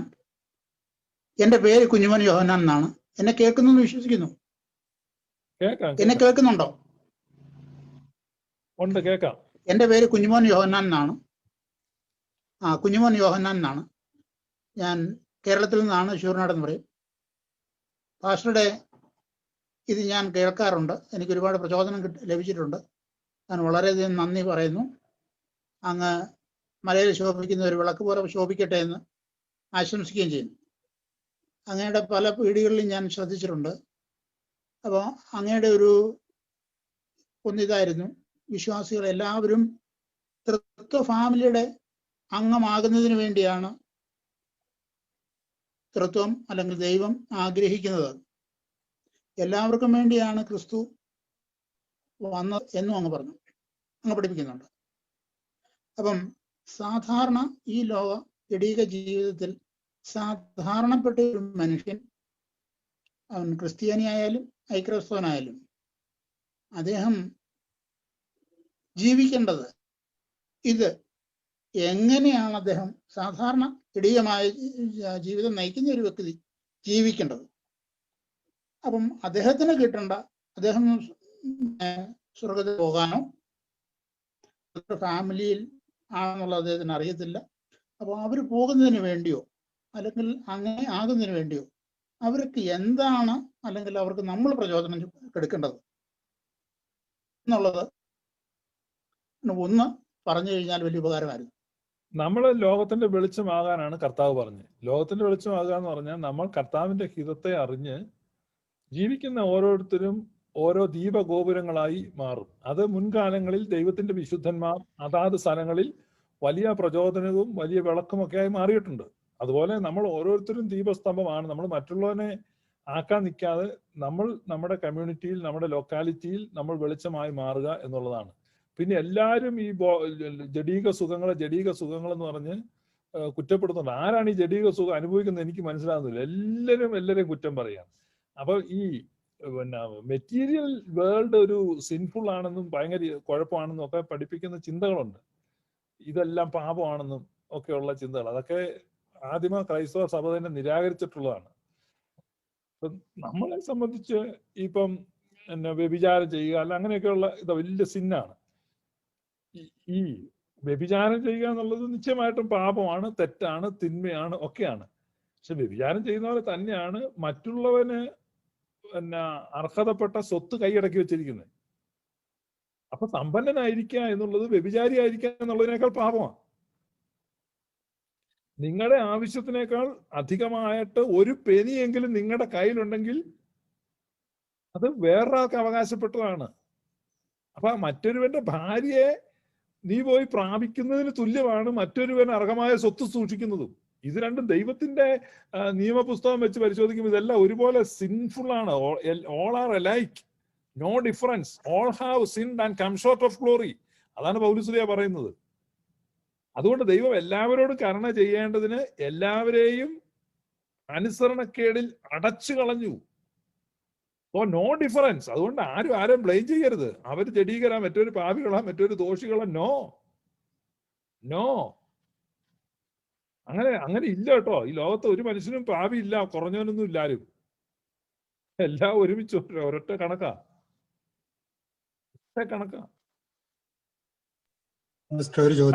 ഗോസ്പൽ. ഈ റിയാലിറ്റിയാണ് ഞങ്ങൾ പറയുന്നത്. കൂടുതൽ കൂതാശ കൊണ്ടൊന്നും ആരും പറഞ്ഞ കാര്യമില്ല. ഞാൻ അത് ചെയ്ത് നീ ചെയ്തോ നിനക്ക് കൊള്ളാം. പക്ഷേ ദൈവത്തിന്റെ പാരാമീറ്ററിൽ ഒറ്റ ഒരുത്തം പാസ്സായിട്ടില്ല. ഒരു ചോദ്യം. പൗലോസപ്പോസ്തലൻ പറയുന്നുണ്ട്, ഏത് മനുഷ്യനും നീതി പ്രവർത്തിക്കുമ്പോൾ അവനിൽ ഒരു ന്യായപ്രമാണം ഓപ്പറേറ്റ് ചെയ്യുന്നതായിട്ട് കാണുന്നു എന്ന്. അങ്ങനെയാണെങ്കിൽ പല മതത്തിലുള്ളവര് അവരുടെ ദൈവത്തോട് അനുതപിക്കുമ്പോൾ അവർക്ക് ക്ഷമ കിട്ടുന്നുണ്ടല്ലോ. ഏത് ദൈവമാണ് ക്ഷമിക്കുന്നത്? ക്ഷമിക്കുന്നത് നമ്മൾ തന്നെയാണ്. മനസ്സിലായില്ലേ? ദൈവം ക്രിസ്തുവിലൂടെ ലോകത്തോട് ക്ഷമിച്ചിരിക്കുകയാണ്. അല്ല ദൈവം എന്ന ഓരോ പാപം ഇരുന്ന് ക്ഷമിക്കുക. കാരണം നമ്മുടെ പാപങ്ങൾക്ക് ദൈവത്തെ അസ്വസ്ഥനാക്കാൻ പറ്റത്തില്ല. നിങ്ങൾ ആദ്യം അത് മനസ്സിലാക്കണം. ഈ നമ്മളിപ്പോ ഇവിടെ ഒരു ചെറിയ പാപം ചെയ്യുമ്പോഴേ ദൈവം അവിടെ ഞടുങ്ങിയിട്ട് ദൈവത്തിന് അസ്വസ്ഥതയായിട്ട് ഇങ്ങനെ അങ്ങോട്ടും ഇങ്ങോട്ടും ഉലാത്തിക്കൊണ്ടിരിക്കുക. അതായത് ദൈവമേ ഞാൻ തെറ്റിപ്പോയി, എന്നോട് ക്ഷമിക്കണമേ, ഓ സ്വസ്ഥ അവൻ വന്നല്ലോ, ക്ഷമിച്ചിരിക്കുന്നു. ഇങ്ങനെ നമ്മുടെ പ്രവൃത്തികളോ നമ്മുടെ ചിന്തകളോ ഇതൊന്നും ദൈവസിംഹാസനത്തെ സ്പർശിക്കുന്നില്ല. അതിന്റെ 1000 കോടി മൈൽ അടുത്ത് പോലും എത്തുന്നില്ല. എന്ന് പറഞ്ഞാൽ ദൈവം പെർഫെക്റ്റ് സെർണിറ്റിയിലാണ് ഇരിക്കുന്നത്. അപ്പൊ ദൈവത്തെ അസ്വസ്ഥപ്പെടുത്താൻ നമ്മുടെ പാപങ്ങൾക്ക് കഴിവുണ്ടെന്നൊക്കെ നമ്മൾ ചുമ്മാ ചിന്തിച്ചങ്ങ് പൊങ്ങുന്ന. നമ്മുടെ പാപങ്ങളെ കൊണ്ടൊന്നും അവിടെ നിന്ന് ദൈവം ഇരുന്ന് ടെൻഷൻ അടിക്കുന്നില്ല. ഇതെല്ലാം നമ്മളിലാണ് സംഭവിക്കുന്നത്. അപ്പൊ ദൈവം നമ്മളിൽ വർഷിക്കുന്ന അനന്തമായ പാപക്ഷമയെ നമ്മൾ എന്ത് ചെയ്യാണ്? അക്സെപ്റ്റ് ചെയ്യാണ്. അതാണ് ഹീലിംഗ് പ്രോസസ് ഓഫ് അവർ ഹാർട്ടാണ് സംഭവിക്കേണ്ടത്. നമ്മുടെ ഹാർട്ടിന്റെ ഹീലിംഗ് ആണ് സംഭവിക്കേണ്ടത്. ഇതിനെയാണ് നമ്മൾ പാപക്ഷമ. അത് തന്നെ എല്ലാ മതത്തിലും ലഭിക്കുന്നുണ്ടല്ലോ അവരവർക്ക്. ഉണ്ട് എല്ലാ മതത്തിലും ലഭിക്കുന്നുണ്ട്. അപ്പൊ നമ്മളെ സംബന്ധിച്ച് നമ്മുടെ അച്ഛന്മാർക്ക് പിന്നെ കുമ്പസാരം കേട്ട് പാപം മോദിക്കാനൊക്കെയുള്ള അധികാരം കൊടുത്തിരിക്കുക. ആ അച്ഛന്മാരത് കേട്ടത് പാപം മോദിച്ചോണം. അല്ലാതെ ദൈവം തമ്പുരാൻ അവിടെ ഇരുന്ന് വെച്ച് ഞടുങ്ങുക പ്രയാസപ്പെടുകയൊന്നും ചെയ്തു. ദൈവം ഗതിഭേദത്താലുള്ള ആച്ഛാദനത്തിന് വിധേയപ്പെടുന്നില്ല.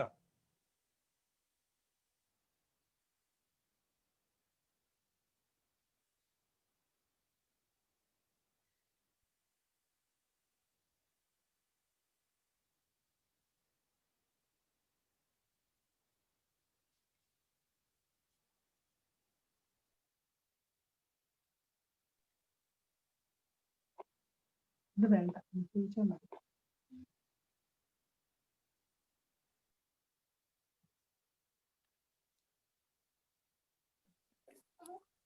പാസ്റ്റർ ഒരു ചോദ്യം ചോദിച്ചോട്ടെ? കേൾക്കുന്നുണ്ടോ? പാസ്റ്റർ ഒരു ചോദ്യം ചോദിച്ചോട്ടെ? കേൾക്കാം പറഞ്ഞോ ബ്രദറെ, പറഞ്ഞോ. ഓക്കെ. അപ്പൊ നമ്മളിങ്ങനെ ഈ ഗ്ലോറിയസ് ഗോസ്പലിന്റെ ഇപ്പൊ ഇതുവരെ പാസ്റ്റ് പറഞ്ഞ കാര്യങ്ങൾ വെച്ച് നോക്കുമ്പോൾ ഒരാള് ഇപ്പൊ പെന്തിക്കോസ്റ്റിലായിരിക്കുന്ന ഒരാള് അല്ലെങ്കിൽ മറ്റ് സോ കോൾഡ് ക്രിസ്ത്യൻ ചർച്ചിലായിരിക്കുന്നവര് അപ്പസ്തോലിക സഭയിലേക്ക് വരേണ്ടതിന്റെ ആവശ്യകതയെ കുറിച്ചൊന്ന് പാസ്റ്റർ പറയാമോ? അത് ആവശ്യമാണോ? പെന്തക്കോസ്തുകാരും അപ്പോസ്തോലിക സഭയിലേക്ക് വരാൻ ഞാൻ പറഞ്ഞിട്ടില്ല.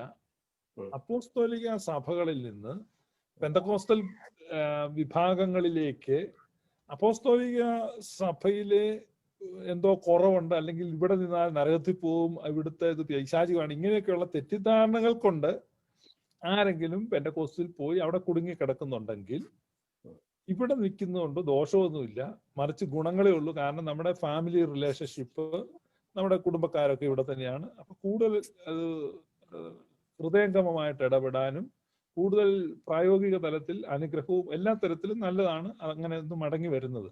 അതുകൊണ്ടാണ് ഇപ്പൊ യാക്കോബായിന്ന് പോയിട്ടുള്ളവർ യാക്കോബായിലോട്ട് മടങ്ങി വരുന്നത് നല്ലതാണ് എന്നൊക്കെ പറയുന്നത്. അല്ലാതെ അവർ പെന്തക്കോസ് നിൽക്കുന്നതുകൊണ്ട് കുഴപ്പമൊന്നുമില്ല. പെന്തക്കോസുകാരെല്ലാം കൂടെ യാക്കോബായിലോട്ട് ഓർത്തഡോക്സിലോട്ട് മടങ്ങാൻ നമ്മൾ പറഞ്ഞിട്ടുമില്ല. ഇവിടുന്ന് പോയിട്ടുള്ളവര് ഒരു ഗർവാപ്പസി അല്ലെങ്കിൽ ഭവനത്തിലേക്ക് മടങ്ങുക, അതിനെ പെന്തക്കോസുകാർ ഇപ്പൊ ഛർദിൽ വിഴുങ്ങുക എന്നൊക്കെ പറഞ്ഞ് എഴുതുന്നുണ്ട്. അത് ഛർദിൽ വിഴുങ്ങുന്നതല്ല, ഈ പന്നിക്കൂട്ടത്തിൽ നിന്ന് വീട്ടിലോട്ട് മടങ്ങുക. അപ്പം നിങ്ങളുടെ ഇടയിൽ കിടക്കുന്ന ആളുകൾ സ്വന്തം ഭവനത്തിലേക്ക് മടങ്ങുക എന്നുള്ളതാണ് ആശയം. അല്ല പെന്തക്കോസുകാരിലാണ് പായം കിടക്കെടുത്ത് യാക്കോബായ സഭയിലോട്ട് വരാനെന്ന് ഞാൻ പറഞ്ഞിട്ടില്ല. അവരവിടെ നിന്ന് വെച്ചാൽ മതി. പിന്നെ പെന്തക്കോസ്റ്റിൽ നിൽക്കുന്ന ബിരുദന്മാരായ യാക്കോബായ സഭയിൽ നിന്നും ഓർത്തഡോക്സ് സഭയിൽ നിന്നൊക്കെ പോയിട്ടുള്ള ആളുകൾ പണം ഉണ്ടാക്കാൻ പോയിട്ടുള്ളവരുണ്ട്. അവരാരും തിരിച്ചു വരണ്ട. അല്ല, ഇത് തെറ്റാണല്ലോ എന്ന് ഓർത്ത് മനപ്രയാസപ്പെട്ട് വേദനയോടെയൊക്കെ അവിടെ നിൽക്കുന്ന ആളുകളെയായി തിരിച്ചു വിളിക്കുന്നത്. നിങ്ങൾ അവിടെ വെറുതെ നിന്ന് വിഷമിക്കേണ്ട. ഈ പെന്തക്കോസിലെ പാസ്റ്റർമാരുടെ തോന്നിവാസങ്ങളും പ്രവാചകന്മാരുടെ അതിക്രമങ്ങളും ഒരുപാട് അധിക്ഷേപങ്ങളും നിന്നയും ഒക്കെ സഹിച്ച് പെന്തക്കോസിൽ നിൽക്കുന്ന ഒത്തിരി പേരുണ്ട്. അവരൊക്കെ അങ്ങനെ കഷ്ടപ്പെടേണ്ട കാര്യമില്ല, സ്വന്തം വീട്ടിലോട്ട് പോരാനേ ഞാൻ പറഞ്ഞുള്ളൂ. അല്ലാത്തവര് അവിടെ പെന്തക്കോസിൽ നിന്ന് അത്യാവശ്യം മറ്റു ചില കാര്യങ്ങൾ നടത്തുന്നവരും പുത്തൻ ഉണ്ടാക്കുന്നവരും ഒക്കെ ഉണ്ട് അവിടെ. അതൊക്കെ അവരുണ്ടാക്കിക്കോട്ടെ, അവരവിടെ നിന്നോട്ടെ, അവരാരും പോരാ ഞാൻ പറഞ്ഞിട്ടില്ല. അവരവിടെ തന്നെ നിൽക്കുന്നതാണ് അവർക്ക് നല്ലത്. അതാണ് നമ്മുടെ സ്റ്റാൻഡ്. അല്ലാതെ അവരെല്ലാം വന്ന് ഈ അപ്പോസ്തോലിക സഭകളിലൂടെ മാത്രമാണ് ഈ രക്ഷ ഇങ്ങനെ വരുന്നതെന്നൊന്നും നമ്മൾ പറഞ്ഞിട്ടില്ല. അതുകൊണ്ട് എല്ലാവരും ഇവിടെ വന്ന് മെമ്പർഷിപ്പ് എടുക്കണം, അതും പറഞ്ഞിട്ടില്ല. പറയുന്ന പ്രധാനപ്പെട്ട കാരണം ഈ ഉപദേശത്തിന്റെ കൃത്യത പെന്തക്കോസ്റ്റിലുണ്ടെന്നുള്ള ഒരു തെറ്റിദ്ധാരണ പരത്തി കൊണ്ടുപോയിട്ടുള്ള, ഞാൻ അങ്ങനെ പോയ ഒരാളാണ്. ഞാനത് തെറ്റാന്ന് മനസ്സിലാക്കി തിരിച്ചു വന്നു. എന്നെ പെന്തക്കോസ്റ്റിലോട്ട് ചാടിച്ച ഏറ്റവും പ്രധാനപ്പെട്ട ഒരു ഘടകം പാസ്റ്റർ കെ ഇ എബ്രഹാം എഴുതിയ മഹദിയാം ബാബിലോൺ എന്ന പുസ്തകമാണ്. കത്തോലിക്ക സഭ ബാബിലോണാണ്, അതിന്റെ അനുബന്ധ ആരാധനകളാണ് ഈ ഓർത്തഡോക്സ് യാക്കോബെല്ലാം, ഇതെല്ലാം പിശാചാണ് എന്നുള്ള രീതി. ആ തരത്തിലുള്ള പ്രഭാഷണങ്ങൾ എന്നെ സ്വാധീനിച്ചു. ഞാനത് എന്ത് ചെയ്ത് ക്രോസ് ചെക്ക് ചെയ്തില്ല, നേരാന്ന് വിശ്വസിച്ചു. കാരണം വിശുദ്ധന്മാരൊക്കെ വിശ്വാസികളൊക്കെ വിശുദ്ധന്മാരാണെന്നും ഈ കെ ഇ എബ്രഹാം എന്ന് പറയുന്നത് വലിയ സത്യസന്ധനാണെന്നൊക്കെ ഞാൻ ചിന്തിച്ചു. അപ്പോ ഈ കെ ഇ എബ്രഹാം ഒരു പുസ്തകം മോട്ടിച്ച് കോപ്പി അടിച്ച് മലയാളത്തിലാക്കിയതായിരുന്നു. ആ പുസ്തകം ഒറിജിനൽ എഴുതിയ റാൽഫ് വൂഡ്രോയാണ്.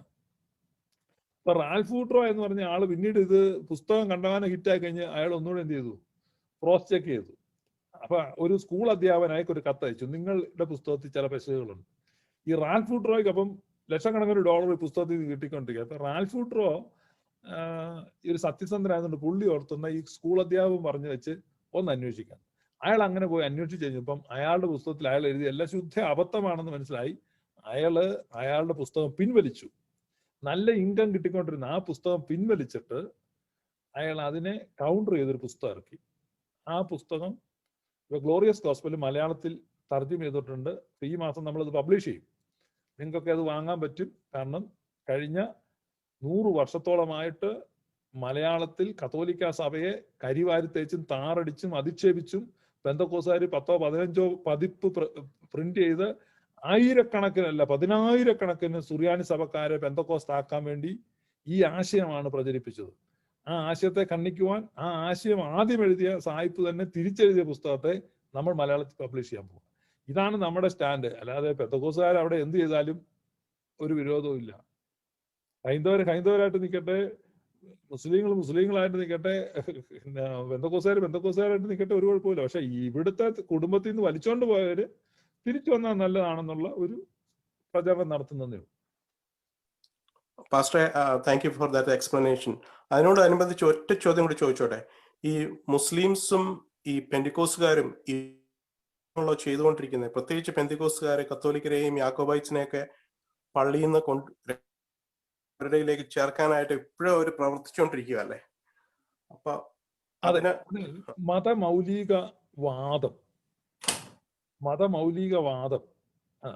മതമൗലികവാദമാണ് മുസ്ലിങ്ങൾക്കും പെന്തക്കോസ്തുകാർക്കും ഉള്ളത്. ഈ മതമൗലികവാദത്തിന്റെ ഒരു പ്രത്യേകതയാണ് മറ്റു മതങ്ങളെ ഉൾക്കൊള്ളത്തില്ല, അസഹിഷ്ണുത, അതുപോലെ പിന്നെ അവരെ നമ്മുടെ കൂടെ ചേർക്കണം, നമ്മുടെ കൂടെ ചേർന്നാലേ അവരും രക്ഷപ്പെടുത്തുള്ളൂ എന്നൊക്കെയുള്ള ചിന്തകൾ വരുന്ന മതമൗലികവാദമാണ്. കേരളത്തിൽ മതമൗലികവാദം മുസ്ലിങ്ങളുടെ ഇടയിലും പെന്തക്കോസ്തുകാരുടെ ഇടയിലും വളരെ ശക്തമാണ്. കത്തോലിക്കാരുടെ ഇടയിൽ മതമൗലികവാദം ഉണ്ടായിരുന്നു ഒരു കാലഘട്ടത്തിൽ. പക്ഷെ അടുത്തൊരു കാലഘട്ടത്തിൽ മതമൗലികവാദത്തെ നിരാകരിക്കുന്ന ഒരു കാലഘട്ടത്തിൽ കത്തോലിക്ക സഭയിൽ മാത്രമേ രക്ഷയുള്ളെന്ന് അവർ തറപ്പിച്ചും ഉറപ്പിച്ചും ആവർത്തിച്ചും പറഞ്ഞുകൊണ്ടിരുന്ന. പക്ഷെ പിന്നീട് കത്തോലിക്ക സഭയ്ക്ക് പുറത്തും രക്ഷയുണ്ട്, പിന്നെ ലോകത്തുള്ള എല്ലാ മനുഷ്യർക്കും രക്ഷയുണ്ട്. ഇപ്പോഴത്തെ മാർപ്പാപ്പയാണ് പറഞ്ഞിരിക്കുന്നത്, ഒന്നുകിൽ നമ്മളെല്ലാം രക്ഷപ്പെടും, അല്ലെങ്കിൽ നമ്മളെല്ലാം നശിക്കും. അപ്പൊ അത്രയും വരെ പറയാനുള്ള വിശാലത അവർക്ക് വന്നിട്ടുണ്ട്. ജോൺ പോൾ രണ്ടാമൻ മാർപ്പാപ്പയുടെ കാലം തൊട്ടാണ് ആ വ്യത്യാസം ഉണ്ടായത്. ഈ അധിനിവേശ സ്വഭാവം മതത്തിനുണ്ട്. മതത്തിന്റെ അധിനിവേശ സ്വഭാവം, രാഷ്ട്രീയ താല്പര്യം, ഇതൊക്കെ അപകടകരമാണ്. ഇപ്പൊ രാഷ്ട്രീയ താല്പര്യം, അധിനിവേശ സ്വഭാവം, ഇതൊക്കെ നമ്മൾ സഭകളിലൊക്കെ കാണുന്നുണ്ട്.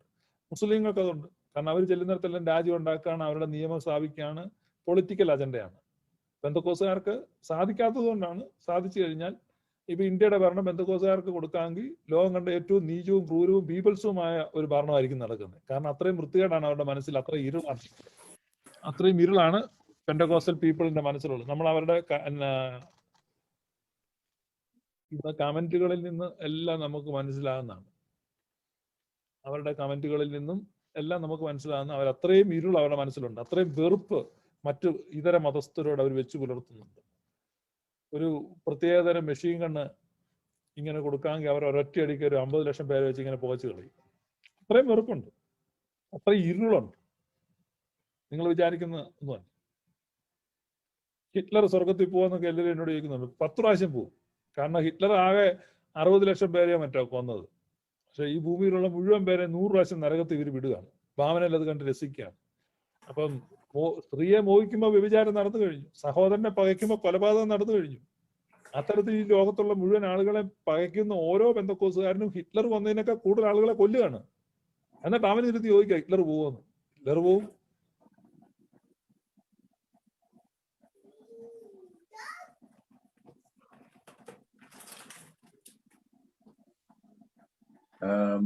മാമോദിസയെ പറ്റി ഒന്ന് പറഞ്ഞു തരാമോ? മാമോദിസയുടെ ആവശ്യകതയെ പറ്റിയും. മാമോദിസയെ പറ്റി നമ്മൾ ലൈവ് ചെയ്തിട്ടുണ്ട്. എൻ്റെ ഒരു കണക്കിൽ ഒരു 7 ലൈവ് ഉണ്ട്. നമ്മുടെ glorious gospel official YouTube channel നോക്കിയാൽ മതി. വളരെ കൃത്യമായിട്ട് എന്തിനാണ് മാമോദിസ, എങ്ങനെയാണ്, ഒരു 7 ലൈവ് ഉണ്ട്. മോർ ദാൻ ഒരു 11 hours ക്ലാസ് ഉണ്ട്. അത് നോക്കിയാൽ മതി. അത് ബാപ്റ്റിസം എന്ന് പറഞ്ഞ് തന്നെ പ്ലേലിസ്റ്റിൽ കിടപ്പുണ്ട്. Thank you.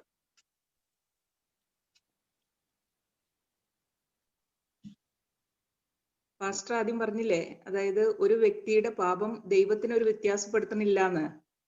അത് നമ്മുടെ സൂതാറ പ്രാർത്ഥനയിൽ നമ്മൾ അത് അങ്ങനെ തന്നെ പ്രാർത്ഥിക്കുന്നുണ്ട്. അതായത് നിന്റെ കരുണാസമുദ്രത്തിന്റെ വലിപ്പത്തിങ്കൽ ഞങ്ങളുടെ പാപം അസംഖ്യമെങ്കിലും അത് ചെളിയുടെ ഒരു തുള്ളി പോലെ മാത്രം ഇരിക്കുന്നു, മഹാസമുദ്രത്തെ ഒരു തുള്ളി ചെളിക്ക് കലക്കുവാൻ കഴിയുന്നതല്ലോ എന്ന്. അങ്ങനെ പാസ്റ്റർ പറയുന്ന എല്ലാ കാര്യങ്ങളും സുറിയാനി സഭയുടെ പ്രാർത്ഥനകളിലോ കൂദാശകളിലോ എവിടെയെങ്കിലും ഒക്കെ കണ്ടെത്താറുണ്ട്. ഞാൻ ആദ്യം ചോദിച്ച ഒരു കാര്യം മാത്രം, അതായത് വരുവാനുള്ളവന്റെ പ്രതിരൂപമായ ആദാം, അത് എവിടെയെങ്കിലും കിട്ടുകയാണെങ്കിൽ അതൊന്ന് പറഞ്ഞു തന്നെ.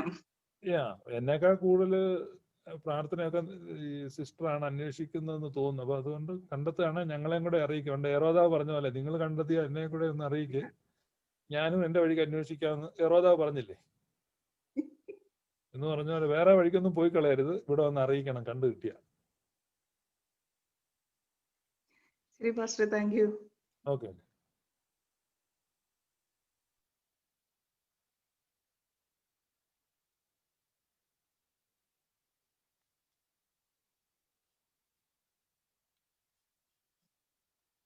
അപ്പൊ നമുക്ക് ഇനി ചോദ്യങ്ങളൊന്നും അവശേഷിക്കുന്നില്ലെങ്കിൽ നമുക്ക് ഇത് ക്ലോസ് ചെയ്യാം. നാളെ വൈകിട്ട് 7 മണിക്ക് നമുക്ക് നമ്മുടെ മീറ്റിംഗ് വീണ്ടും കണ്ടിന്യൂ ചെയ്യും. യുക്തിവാദ മേഖലകളിൽ പ്രവർത്തിക്കുന്ന ആദ്യം നമ്മുടെ ബെന്നി പി ജോൺ അനൗൺസ് ചെയ്തിരുന്നത് പോലെ സ്ത്രീ സ്വാതന്ത്ര്യവും മതവും എന്നുള്ള വിഷയമാണ്. നമ്മൾ ഒന്നിനെയും ഭയപ്പെടുന്നില്ല. എല്ലാ ചിന്തകളെയും നമ്മൾ സ്വാഗതം ചെയ്യുന്നു, എല്ലാ ചിന്തകളെയും നമ്മൾ കേൾക്കുന്നു. അവരുടെ അഭിപ്രായത്തെ കേൾക്കുന്നു, വിമർശിക്കാതെ, പരിഹസിക്കാതെ ശ്രദ്ധിച്ചു കേൾക്കുന്നു അവരെന്താണ് പറയുന്നത്. അപ്പൊ അതുകൊണ്ട് നമ്മൾ ജാമിത ടീച്ചറെ കേൾക്കാൻ വേണ്ടി നാളെ ഇരിക്കുകയാണ്. നമ്മൾ എല്ലാവരെയും കേൾക്കുന്നവരാണ്. നമ്മൾ വാതായനങ്ങളെ തുറക്കുകയാണ്, ജനാലകളെ തുറക്കുകയാണ്. സ്വാതന്ത്ര്യം, ധീരത, ഇതാണ് ദൈവമക്കളുടെ മുഖമുദ്ര. അല്ലാതെ പേടിക്കുക, ഉൾവലിയുക, അതൊക്കെ ഭീരുക്കളുടെ ലക്ഷണമാണ്. നമ്മൾ ഭീരുക്കളല്ല, നമ്മൾ ധീരന്മാരാണ്. സ്നേഹത്തിന്റെയും സുബോധത്തിന്റെയും ധൈര്യത്തിന്റെയും ആത്മാവിനെയാണ് നമ്മൾ പ്രാപിച്ചിരിക്കുന്നത്. അതാണ് ബൈബിൾ പറയുന്നത്. സോ നമുക്ക് നാളത്തെ മീറ്റിംഗ് എല്ലാവരും എത്തുക. Thank you for watching us. Thank you for joining. ദൈവം നിങ്ങൾ എല്ലാവരെയും അനുഗ്രഹിക്കട്ടെ.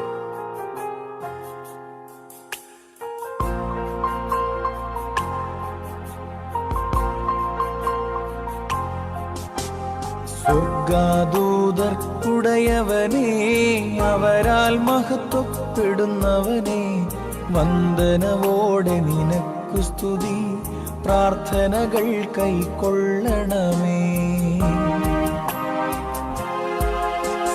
ത്രിയേകാമേകത്രയാം ഏകദൈവവുമായുള്ള പിതൃസുത പരിശുദ്ധാത്മാവാം സത്യപരനേ നിനക്കു സ്തുതി.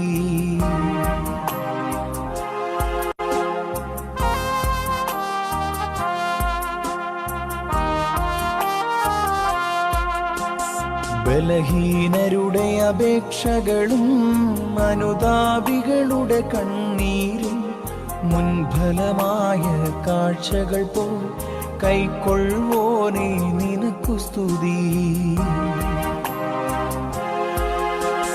സ്വർഗദൂതന്മാർ തന്നെ സ്തുതിയാൽ ഘോഷിക്കുന്നവനെ, ഊഴികളായവരിൽ നിന്ന് അളവില്ലാതെ നിനക്കു സ്തുതി.